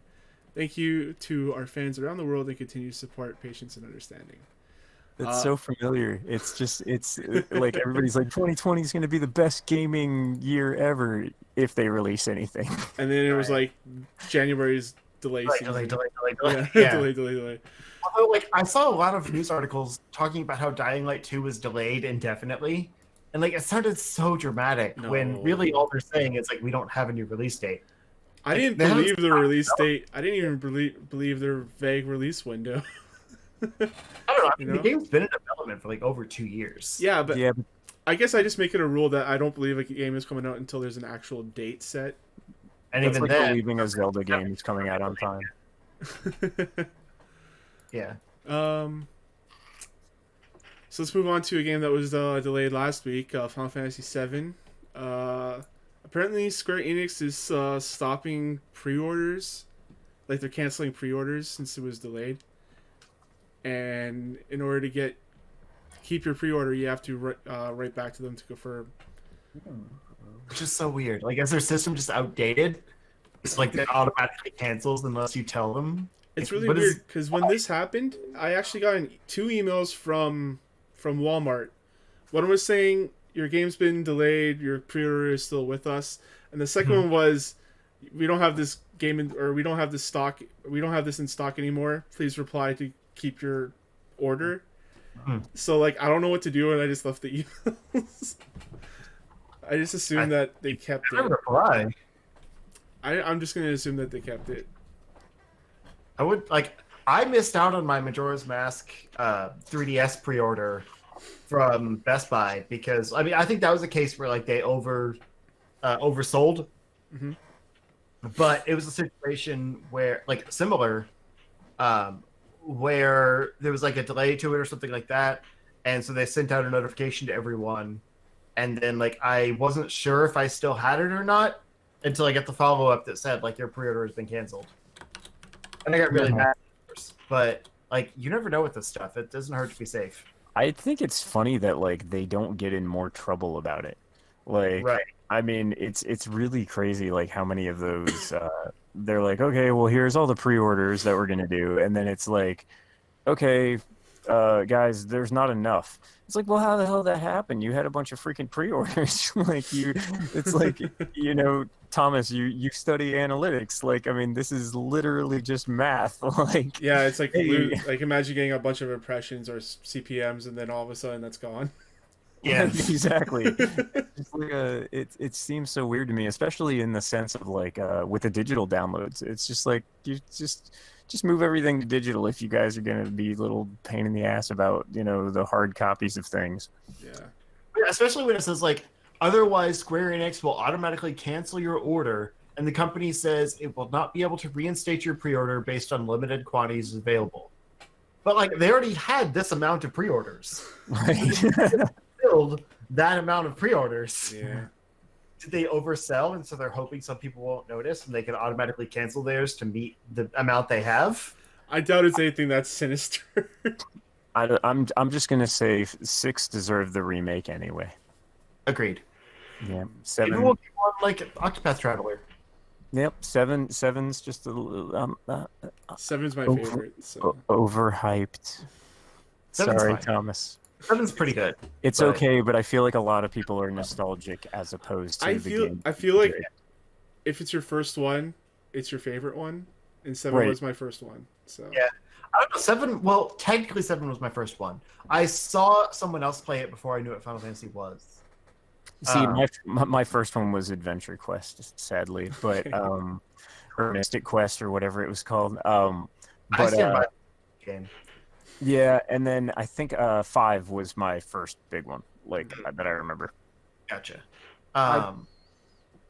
Yeah, like I got my. I told them. I think I told everyone else this in a previous episode, but I convinced my brother to get Final Fantasy 9 over 7 because I thought he would enjoy it more. Like he hadn't played really any Final Fantasy games, so I was like, if you're gonna start with one, play one that's held up better to time. I see, but I'm one of those people who really enjoyed 12. Ugh. Like, oh man, 12's so good. Like everybody gave it shit because it was basically they changed the combat system, but that Yeah, it's story, man, that story was so good, and the characters were so good. Are they? They're really Honestly, good. I played it as a kid. I got super hyped because I loved Final Fantasy back then. I got the Steel Book on PS2. I played through it. Did not like it. I got maybe like halfway through. With the remaster, I played through it again, beat it, because I was like, maybe I'm missing something. Still didn't really Just like didn't it. like it. Like Bunny girls don't do it for you. He said the bunny girls don't do it for you. Oh no, she was great. But, like, I didn't care about the story. Like I No, did. the story played was itself, great. And then during the story, I'd like look at my phone. I Oh, just, no. I missed it. See, the story to me was more Game of Thrones than any of them have been. It was incredibly political. Incredibly political. Like they're and that's probably why it bored you, I guess. Like I don't know, like it was just really political and it was really well done. Now I think they messed up by making Vaughn the origin, like the main character, and he was supposed to Yeah. represent you. You didn't know what was going on, blah blah blah. But like Bosch and Ash, like and like Balthier. No, Ash had it too. Yeah, It was supposed to be Balthier. Bosch and Althea. Yeah, Balthier is an amazing story. Yeah, An Yeah, he's amazing cool. character. But Vaughn and Ash were both added after the fact. That's why they don't interact with anyone else, because they'd already like recorded a lot of the dialogue. Right. So those two were completely ancillary to the plot, even though they're the main characters. Right. But it was good. I enjoyed it a lot. Yeah. I wasn't a huge fan of 15. I can say that. Again, I beat it, but There are parts of it that I like. yeah, I played 7 5 years ago without having played it at all, and I played Final Fantasy IV first, and I still think 7's a masterpiece. No. There's so seven. many, there's so gameplay many in plot seven holes. is No, I'm fantastic. wrong. It's okay. I'm wrong. I'm just. No, I'm you're just- right. I'm not- I'm with I'm you. not- It's a masterpiece. Easily the best. Like the materia system is amazing. Like so much of that game is great. It's just ugly and paced terrible. It's fine. I don't mind the ugly. Like It's a the ugly. PS1 game. Like, come Well, on. the ugly's not bad. Eight There's- was better. what- 6 doesn't look all that great either. It does. It's beautiful. You shut your mouth. Some of those sprites are hard to tell what the fuck's going on, man. Be honest with you. Be honest. Take off the rose-colored glasses, and six looks good. Sure. There are parts where it doesn't look great. I Oh, love no, Sprite. I agree. No, Chrono there's Trigger I'll looks agree. better. I'll agree with Ben. There are parts of 6 that do not look fantastic, but like that whole isometric world like map was garbage. But That's true. Isometric maps have never held up. right, but what I didn't like was in 7, what bothers me on 7 is that if you take away the extended universe of 7, so like all the really good stuff like Crisis Core and like all the really cool stories, that game, the characters, while memorable and incredibly trope stereotyped, It's like a lot of Final right, Fantasy okay, yeah, JRPGs. basically, yeah. But the characters just did not make any sense. It was like, I'm not gonna say this is like spoiler or not. The game's been out for fucking 20 years. But no, like you have Cloud there, and he's basically lying to everybody about But he everything. doesn't know he's And then- lying. Yeah, well, he's been traumatized to the point that he believes what. No, Yeah, he's not lying anything. That's what he believes is his reality. no, I know that. Thinking one thing about your main character that ends Well, up not being true. What So, bothers me though That's is the twist. Well, Yeah. what bothers me is that Tifa says nothing to anyone about Yeah. it. Like this is so non-realistic in this. Because she's traumatized from those events, and why does she want to relive those moments again? But she knows that he's lying. That's the thing. Exactly. It could be that repressed memory, like because it's associated with that, because of how Cloud was like her dad being killed and everything. It's like I don't want to think about I that. could come up with a couple of reasons, but I can't tell you what her, like, speaking of the character's perspective, I can't tell you what her reason is. I can just come up with some stuff like she doesn't want to like destroy the flow of what's happening with Cloud. Like He's in she a doesn't good want to place. like break up like the team chemistry. She doesn't want to break that up. She doesn't want to waver Cloud's like Resolve. Because Cloud Confidence. fucking breaks. yeah. Cloud fucking breaks after he realizes, like, wait a minute, that was a lie. Yeah, he fucking shuts down. Yeah, it's fucking one of the best moments in all the video games when fucking Sephiroth tells him, "You're a fucking lie, bitch." Yeah, but to me, it's the Final Fantasy X syndrome of like, Auron tells Titus, I'm sticking with Titus, that Sin is his dad pretty early on. And he's like, don't tell the others, they don't need to know. But I want you to know so that you don't find out during a pivotal moment that will, leave you weak. Right. Alternatively, Final Fantasy VII is like, keep it just, keep believing your lies until the worst possible moment. Then you can be broken right when we need you. And then there's like the whole concept of like Sephiroth. Like, I hated Sephiroth. I thought he's like one of the worst villains ever created. So cool. Well, that's the thing. He's so kawi. He's so on. Like, oh my god. Like, I mean, he has a presence. He commands it. Even when he's not there, when you see that sword inside the President Shinra, you fucking know. But on the other side, he's a mama's boy with a god complex, which is like so like just so overused. Like, oh my god. I mean, a lot of things are overused. Right. 6 is better. I like 6 mainly. Kefka. Kefka throws a 2-year-old temper tantrum and moves some statues around. He's always like that. But he's complex. Is he though? Yes. I mean, you look at him. He used to be. Well, he used to be a normal person. He basically got scientifically experimented on with like all of the like materia and magic and shit, and so he goes nuts. But he's not nuts enough to basically. He still is able to go behind the scenes and trick everyone. Dragon Quest is better anyways. Yeah. Oh yeah. But but he's still able to go behind the scenes and trick everyone. Like, he's got Gestalt like around his finger. Like, he's pulling political maneuvers against General Leo. But then on the other side of that, he's I'm gonna poison this entire place because I feel like being a fucking crazy person right now. Like. And then he wins halfway through the game. I mean, he's just like, I destroyed the world. Like, it's great. Wins too, but I think the reason why I like 7 a lot is because I like the idea of the noble lie. You guys know what that is? That is good. I will agree with that. Like, the noble lie, I think, is an okay system. I like the characters. The characters were good. Like, Final Fantasy always makes really good characters. You look at 15. I hated 15. I've seen the original concept for 15 with Final Fantasy Versus 13. It was great. When they rewrote it for 15, it turned into garbage. But you know what? I can damn well remember all of the names of the characters. Yeah. And like, they are incredible with characters. But at the end of the day, like, that game still to me was just like, ugh. All right. Great. Final Fantasy is great. Yes. Hey, wait. Before we continue, I have one thing I want to bring up. Yeah.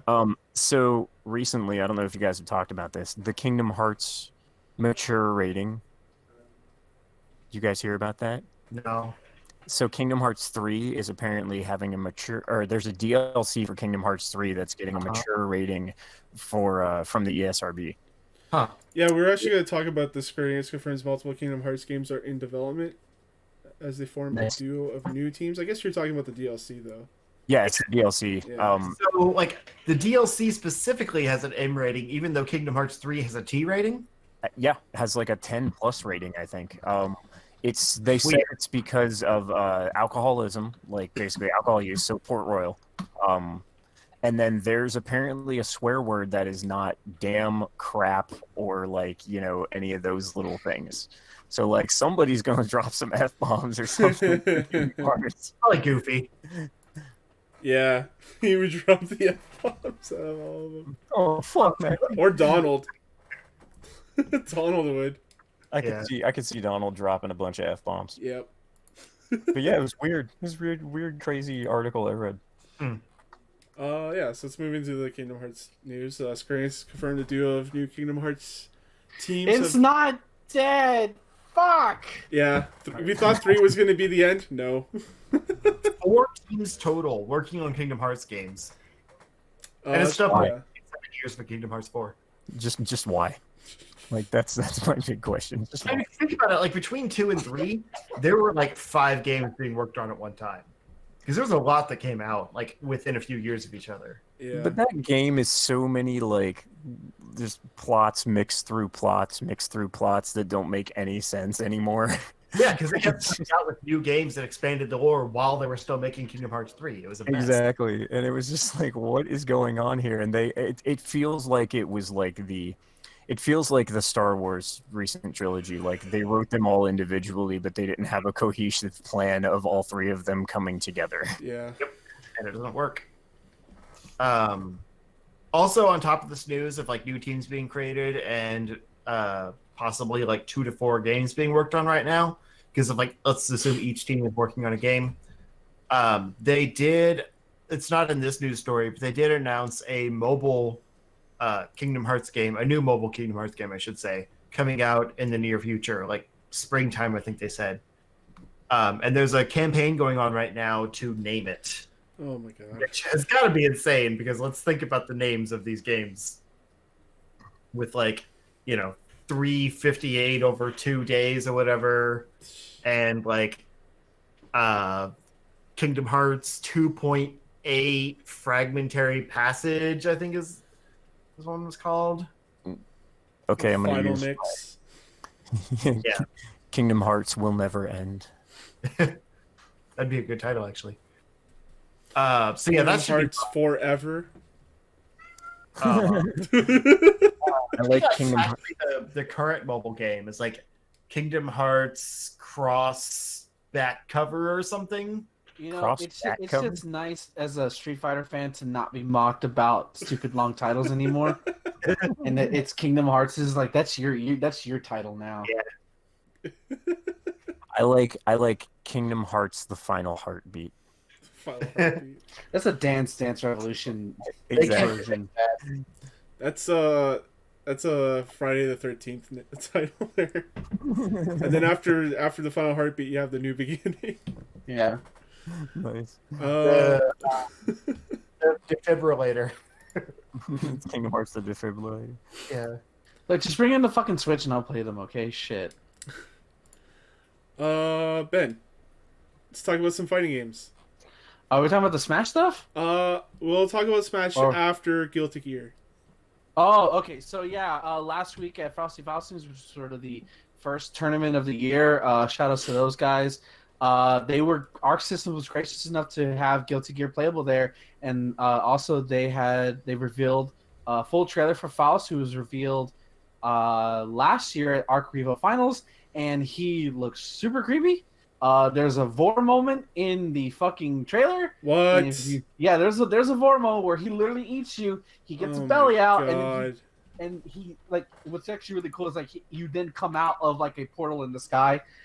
He doesn't look as random as Faust was in Guilty Gear Xrd Rev 2, which I think most people will be like, thank God. It still looks great. I love his redesign. I'm not a big Faust player myself. He was a little bit too strange, but I love his redesign. It looks really unique and creepy. But yeah, no new trailer for another character. Apparently, there won't be a new Guilty Gear character reveal until March, which is like that's right around the corner. But a lot of people expected at Evo Japan, which is going on right now, would have something, but no, no, don't stay up till like 6 a.m. waiting for Amelia to be revealed or another Guilty Gear character. But yeah, Faust looks great. Marth? We actually forgot to talk about that last week. Marth? No, we forgot to talk about the Smash DLC after making it about not caring. Yeah. Yeah, how many Fire Emblem characters can Smash shove in? Eight. And they're all great, and everyone needs to calm the F down. Smash with just Fire Emblem characters. God. There's Don't seven. pick 'em! There's Don't pick 'em! 730 Fire Emblem characters. Something like that. Yeah. This is the same people. It reminds me when people complain about too many Shoto characters in Street Fighter 4. Like, there's too many of them. And they got rid of them. People complain that they weren't there anymore. Watch, it's going to happen to fucking Smash. Guarantee it. So let's talk about the shit going down on Smash right now in Evo Japan. So speaking of Evo Japan, there's not a lot of games because it's, of course, in Japan. But the recently came out the breakdowns of the sort of the prize pot money, which is this is fucked up, dude. Yeah, it's fucked up and also expected to me. So I'm going to be controversial here. So they broke down in terms of how like what the prize bonus is, and granted this is Japan, so it can't ever be too high like America can be. But Street Fighter V with 1,400 entrants, 1,471 entrants, first place gets $9,000, second place gets $3,600. This is translated from yen to dollars, by the way. Tekken 7 with 963 entrants gets first place winner gets $9,000, second place gets the same amount, $3,600. BB Tag gets $4,500. And then second place gets $1,800. Sam Show gets same amount. Soul Calibur 6 gets the same amount. And then Super Smash Bros. Ultimate with a whopping total of 2,987 entrants, which is almost close to EVO USA. That's close to double Street Fighter V entrants. Yeah, Ultimate's a very popular game. If you win first, before they do the prize. Banana Spider. Well, it's all these. By the way, all just to clarification, all these tournaments are in EVO Japan. They cannot legally charge an entrance fee. It's all free to enter. So there is no like money going from the prize from like, yeah. So there's like that. It's they technically cannot do that in Japan. But the winner for first place for Smash Ultimate gets a gold Pro controller with a Smash logo on it. Now I'm going to be controversial here because not people are going to like this take, but I know people are mad at Nintendo for this and they're only giving me a Pro controller, and I'm like, are you really surprised though? Because Nintendo has never ever cared about Smash in terms of its competitive scene.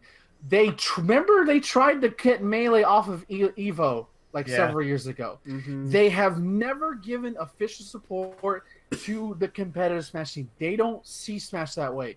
Unlike the other fighting game developers and teams where the World Tour kind of promotes their game to play it, because let's face it, Capcom, Street Fighter V doesn't sell well. In terms of the mass market of video games, Street Fighter V doesn't sell well numbers. Guilty Gear doesn't sell well numbers. Tekken 7, maybe. These games don't sell well. Smash doesn't need to do that. Nintendo doesn't need a world tour to prop their game. They don't see their game as that. So when they do their official tournaments, it's with items online, that sort of thing. Now, does it suck for players? But again, it's a free to enter tournament. You're not paying anything to win anything. You're not putting any money down.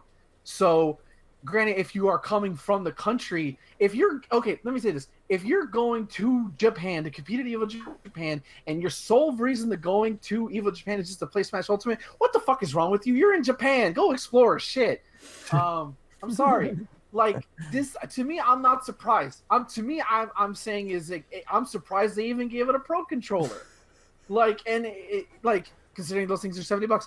So like, I'm not surprised at this. Like, they never have given support. They may go like, okay, you can do that, but you're not gonna. This is expected, and also they're not official. Nintendo is not officiated with Jetsu, the esports licensing thing that we talked about with Lamochi a couple months ago. It's just not gonna happen, guys. Like, I'm sorry. I read that they're even though they're not associated with that, they could still at least have $900 as like the most they could win. Right. At least just throw them a bone like that instead of. But they don't see their game that way. They don't want their game to be seen that way. They want, even though the Ultimate is more fighting game oriented with its techniques, that's not how they see Smash as a priority. And that sucks for people who main Smash. But that you knew that going in. Like, anybody who's surprised at this and like disappointed in Nintendo, like, come on, guys, it's been like this since Melee. Let's be real here. Well, I mean, with Nintendo, I feel like, I mean, first of all, I mean, they're missing out on a huge marketing like money. Are they though? Yeah, they are. Yeah, easily. They really are. Esports they just surpassed Street Fighter 2 as the most selling fighting game of all time. I That's don't think true. they're missing any marketing at all. All you have to do is say Smash Brothers. Here's the fucking roster. That's the game. Like they don't need to promote their game.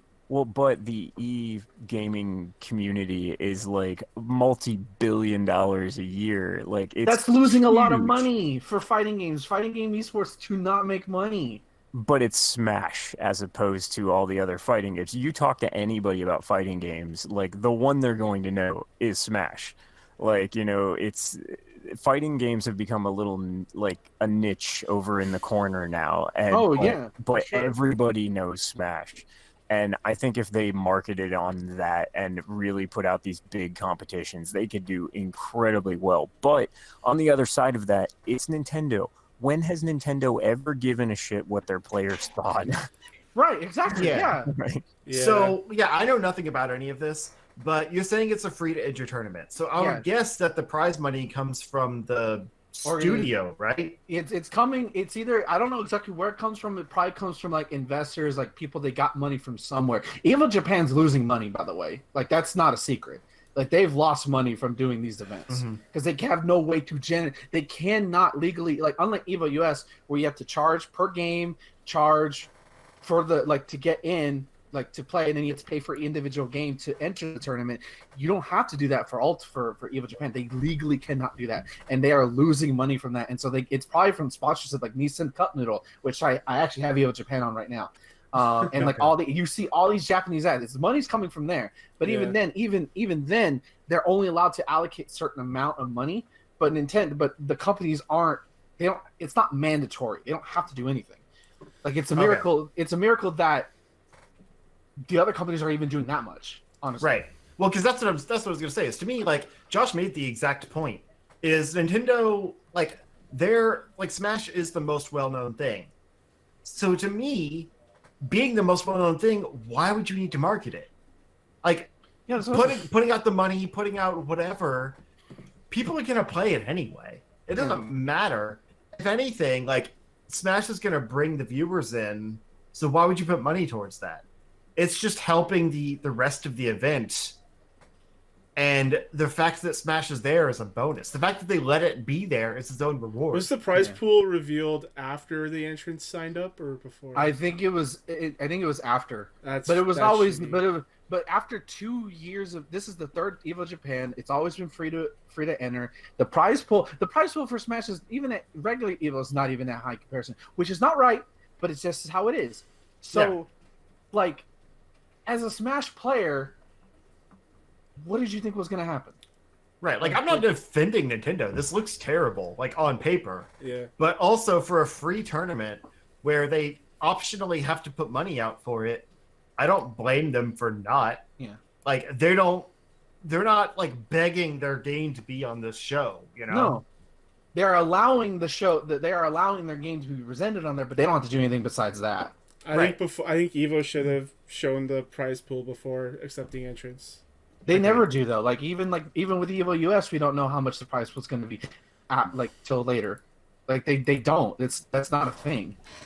Like the only ones you really know about are like the big World Tour ones. That's what you're building up to.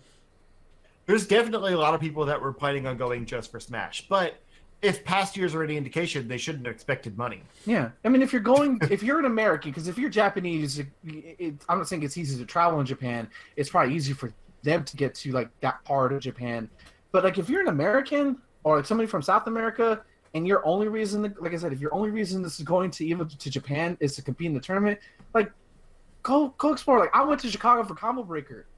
I wasn't gonna go far. Make it a vacation. Like I didn't get shit. I went 2 and 2.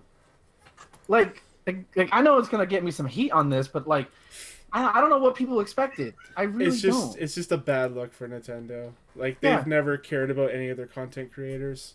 This is not new. It's not new. It's expected, but it also just Nintendo is shitty for not caring about it.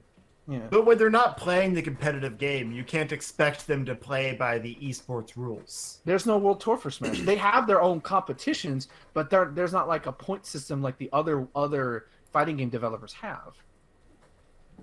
It's just to me, it's how it is. They don't see their game that way, and as a Smash player, you either accept it and understand you're not going to make a lot of money doing this unless you're sponsored, or play fucking Mortal Kombat where the fucking prize money is fucking insane. Yeah, like I think probably final notes here, but like it's not Nintendo's job to cater to the viewers. Like it sounds cold, but it's not. So it looks sleazy for them. Capcom needs the Capcom Pro Tour. Nintendo doesn't need a Smash Pro Tour for nothing. Right. And like you can say, oh well, Nintendo's scummy for this all you want, but they don't care if you play their game competitively, like Ben said. So there's no benefit to them putting up money, like their hard-earned money, on the game. And you could argue, well, I just spent the money to buy the game. They should, give a. It's still not their job. Mhm. So play the game if you want. Don't play it. They're not putting it out there as a competitive game in the first place. I just Yeah, don't just see how you market- can have a competition and not have any kind of prize at the end. Yeah. Again, they could easily do the worst case scenario and be like, again, with Smash Melee, we're like, well, we don't want the game on stream at all. And they easily could do that. Any fighting game developer could do that. And actually, any game developer could do that. We don't want this game on stream. So, Right. It sucks. It's not right, but it's been like this, and nobody should. To me, I think that might have been better actually if they because allowing it on stream and not really giving a prize is worse than just saying no. I don't think it was on stream either the first or second year. I don't think it was. They should just give a golden poop. Like, Yeah, if you yeah. find I mean, all- the Smash controller is nice. I mean, you're gonna use it. I mean, Holy that's shit. might as well just be golden poop, right? It's golden poop. Yeah. Find all 900. No, Fire that's for Emblem that's for the characters. Breath of the Wild Yeah, competition. yeah, that's Find all 900 Fire Emblem characters in Smash and get golden poop. Nice. another scummy thing Nintendo is doing is not giving pre-order refunds. This is bullshit. Yeah, So- this is not good. Nintendo won a court case over eShop pre-order refunds. Nintendo has been successful once again in the courts this time. The issue was around pre-orders on the eShop and the consumer's ability to cancel. The judge ruled in favor of Nintendo, and they will not have to issue refunds on pre-order games on their digital storefront. This will come as a blow to customers who purchase their games digitally via the eShop. Once you pre-order, you cannot cancel. The company was successful against both Germany and Norway, where they have been taken to court over the matter. Yes, they do say that you can't get you can't refund for pre-orders, but still, this is very anti-consumer. Yeah, it is. I don't like this at all. Like I hated reading this. Especially since a lot of these online digital platforms are giving refunds for games after And, like, buying. Yeah, and the biggest grievance I saw was Mortal Kombat for people personally was Mortal Kombat 11, where they were showing screenshots from it seemingly the console version looks crisp and nice, then you get the Switch version, which is a significant downgrade. Yeah, they and, barely showed any gameplay footage of that before it released. Yeah, so you could go the mantra of, well, don't pre-order them, but I'm like, well, what if that shouldn't I should be able to have the opportunity within a set time frame, well, this isn't what I expected, or it's a broken mess, to get my money back. Yeah. I feel like pre-orders are done too early now. Yeah, for Like sure. in general, because I mean, you can already you can pre-order Final Fantasy VII. You've been able to for what, 3 months, Mhm. and it's now they're coming out oh, hey guys, it's gonna be a little while longer. We're not sure, and then there's gonna be all these weird things of possibilities of not getting your money back or this or that, and it's guys, can we just do a pre-order 2 months from launch, or just a month from launch? Just be hey, order the game now if you want to. You're still gonna get as many people doing it. And it's at that point you have less to worry about, as a company. Right. The only I always feel like I'm the Nintendo apologist, and I'm not. I just try to see all sides of everything. So the only thing I both can you and Ben are Nintendo apologists, though. So. No, I'm not though. I call them on their crap, but I try to be fair about the the arguments. I just hate everyone. So fair. The only way I say that this is quote unquote okay is because it's specifically eShop pre-orders. So this is digital pre-orders on game only deals. And if you're just pre-ordering the game by itself, you should know you want to buy it before you pre-order it. I don't know. That's With, I think that's with- kind of BS because you're giving them money. I mean, that's kind of where the end deal is for me. Right, I'm and giving that's you also money, you and you need to give me the thing that I'm paying you yeah. money for. Well, they do. They're just not letting you cancel it. They're not refusing to give it to you. But it's once you pay the money, it's yours. There's no canceling at that point. You don't And I have the don't product. technically disagree with that. Yeah, I still don't like it. But like what Ben's saying, if there's if there's an issue with it not being the way it's portrayed in footage when you pre-order it, that's a different issue because that's like actually what is that called? False False advertising. Yeah. No Man's Sky.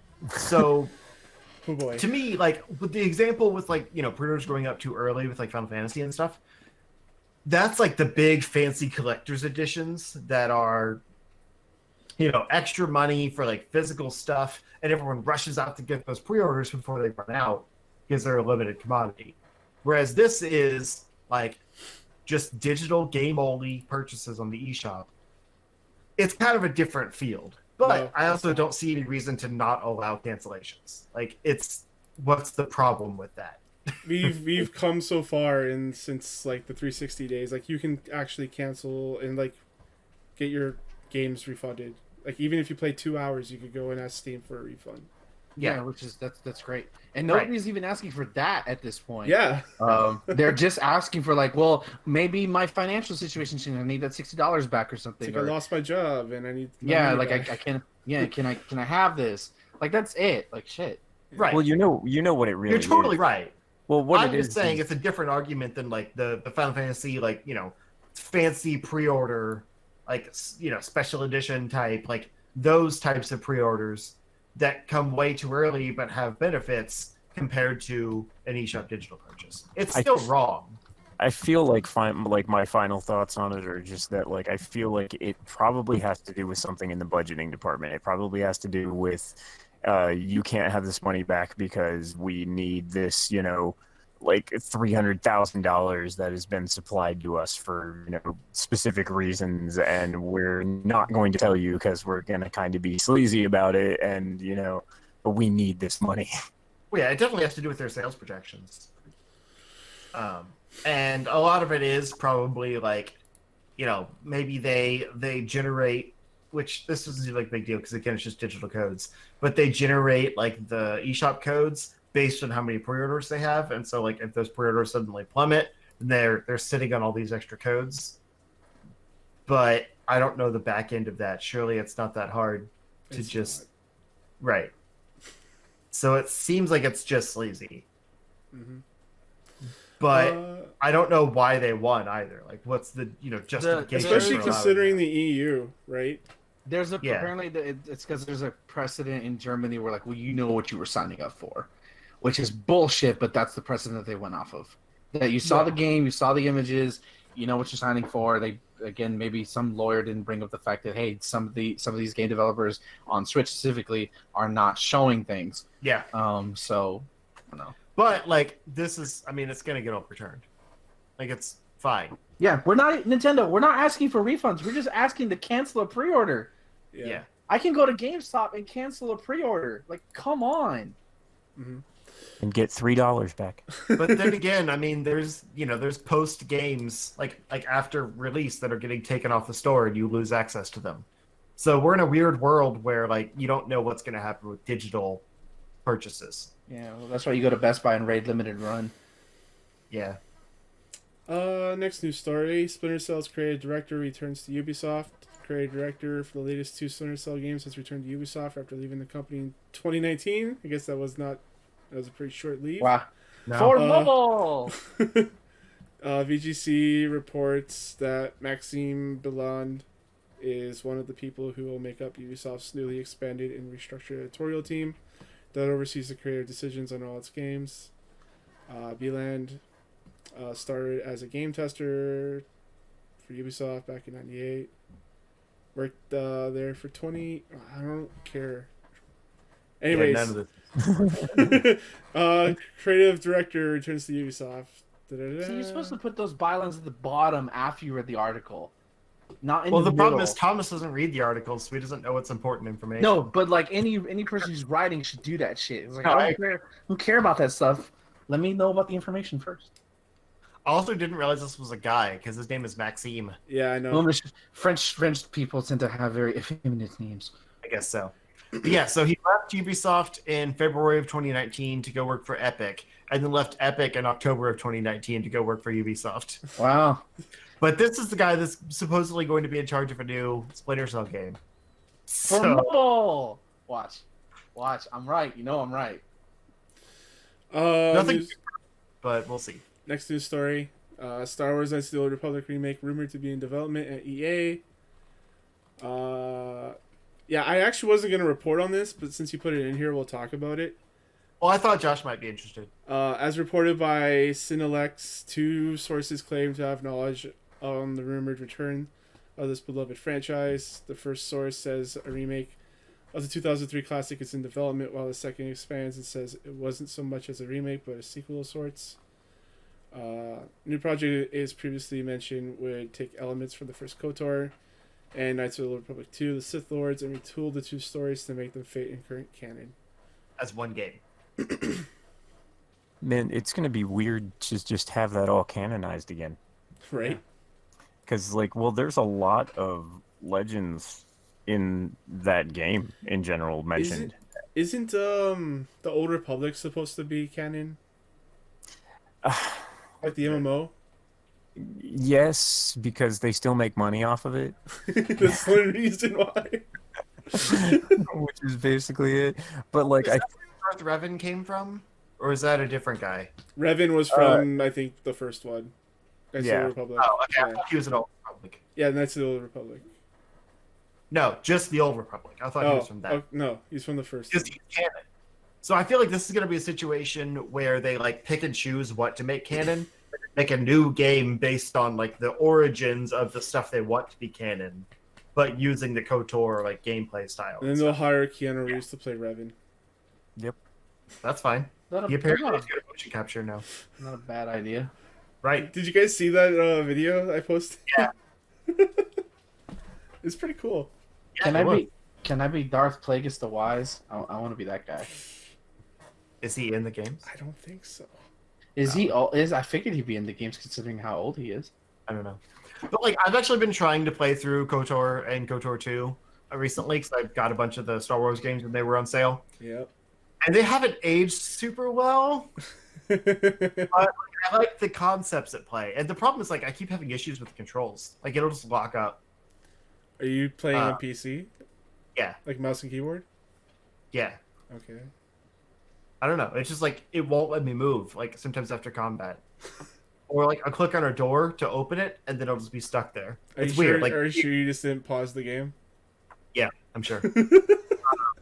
Because I'm not an idiot. No, there's like a pause feature for the combat, right? I do that sometimes accidentally when I'm trying to input commands, Yes. and then I unpause and realize. But anyway, so like I like the KOTOR like gameplay style, but I want a modern version of it. So I'm totally on board with this. Yeah, it'd If be it- dope. Yeah. I don't know about current EA and BioWare working on it though.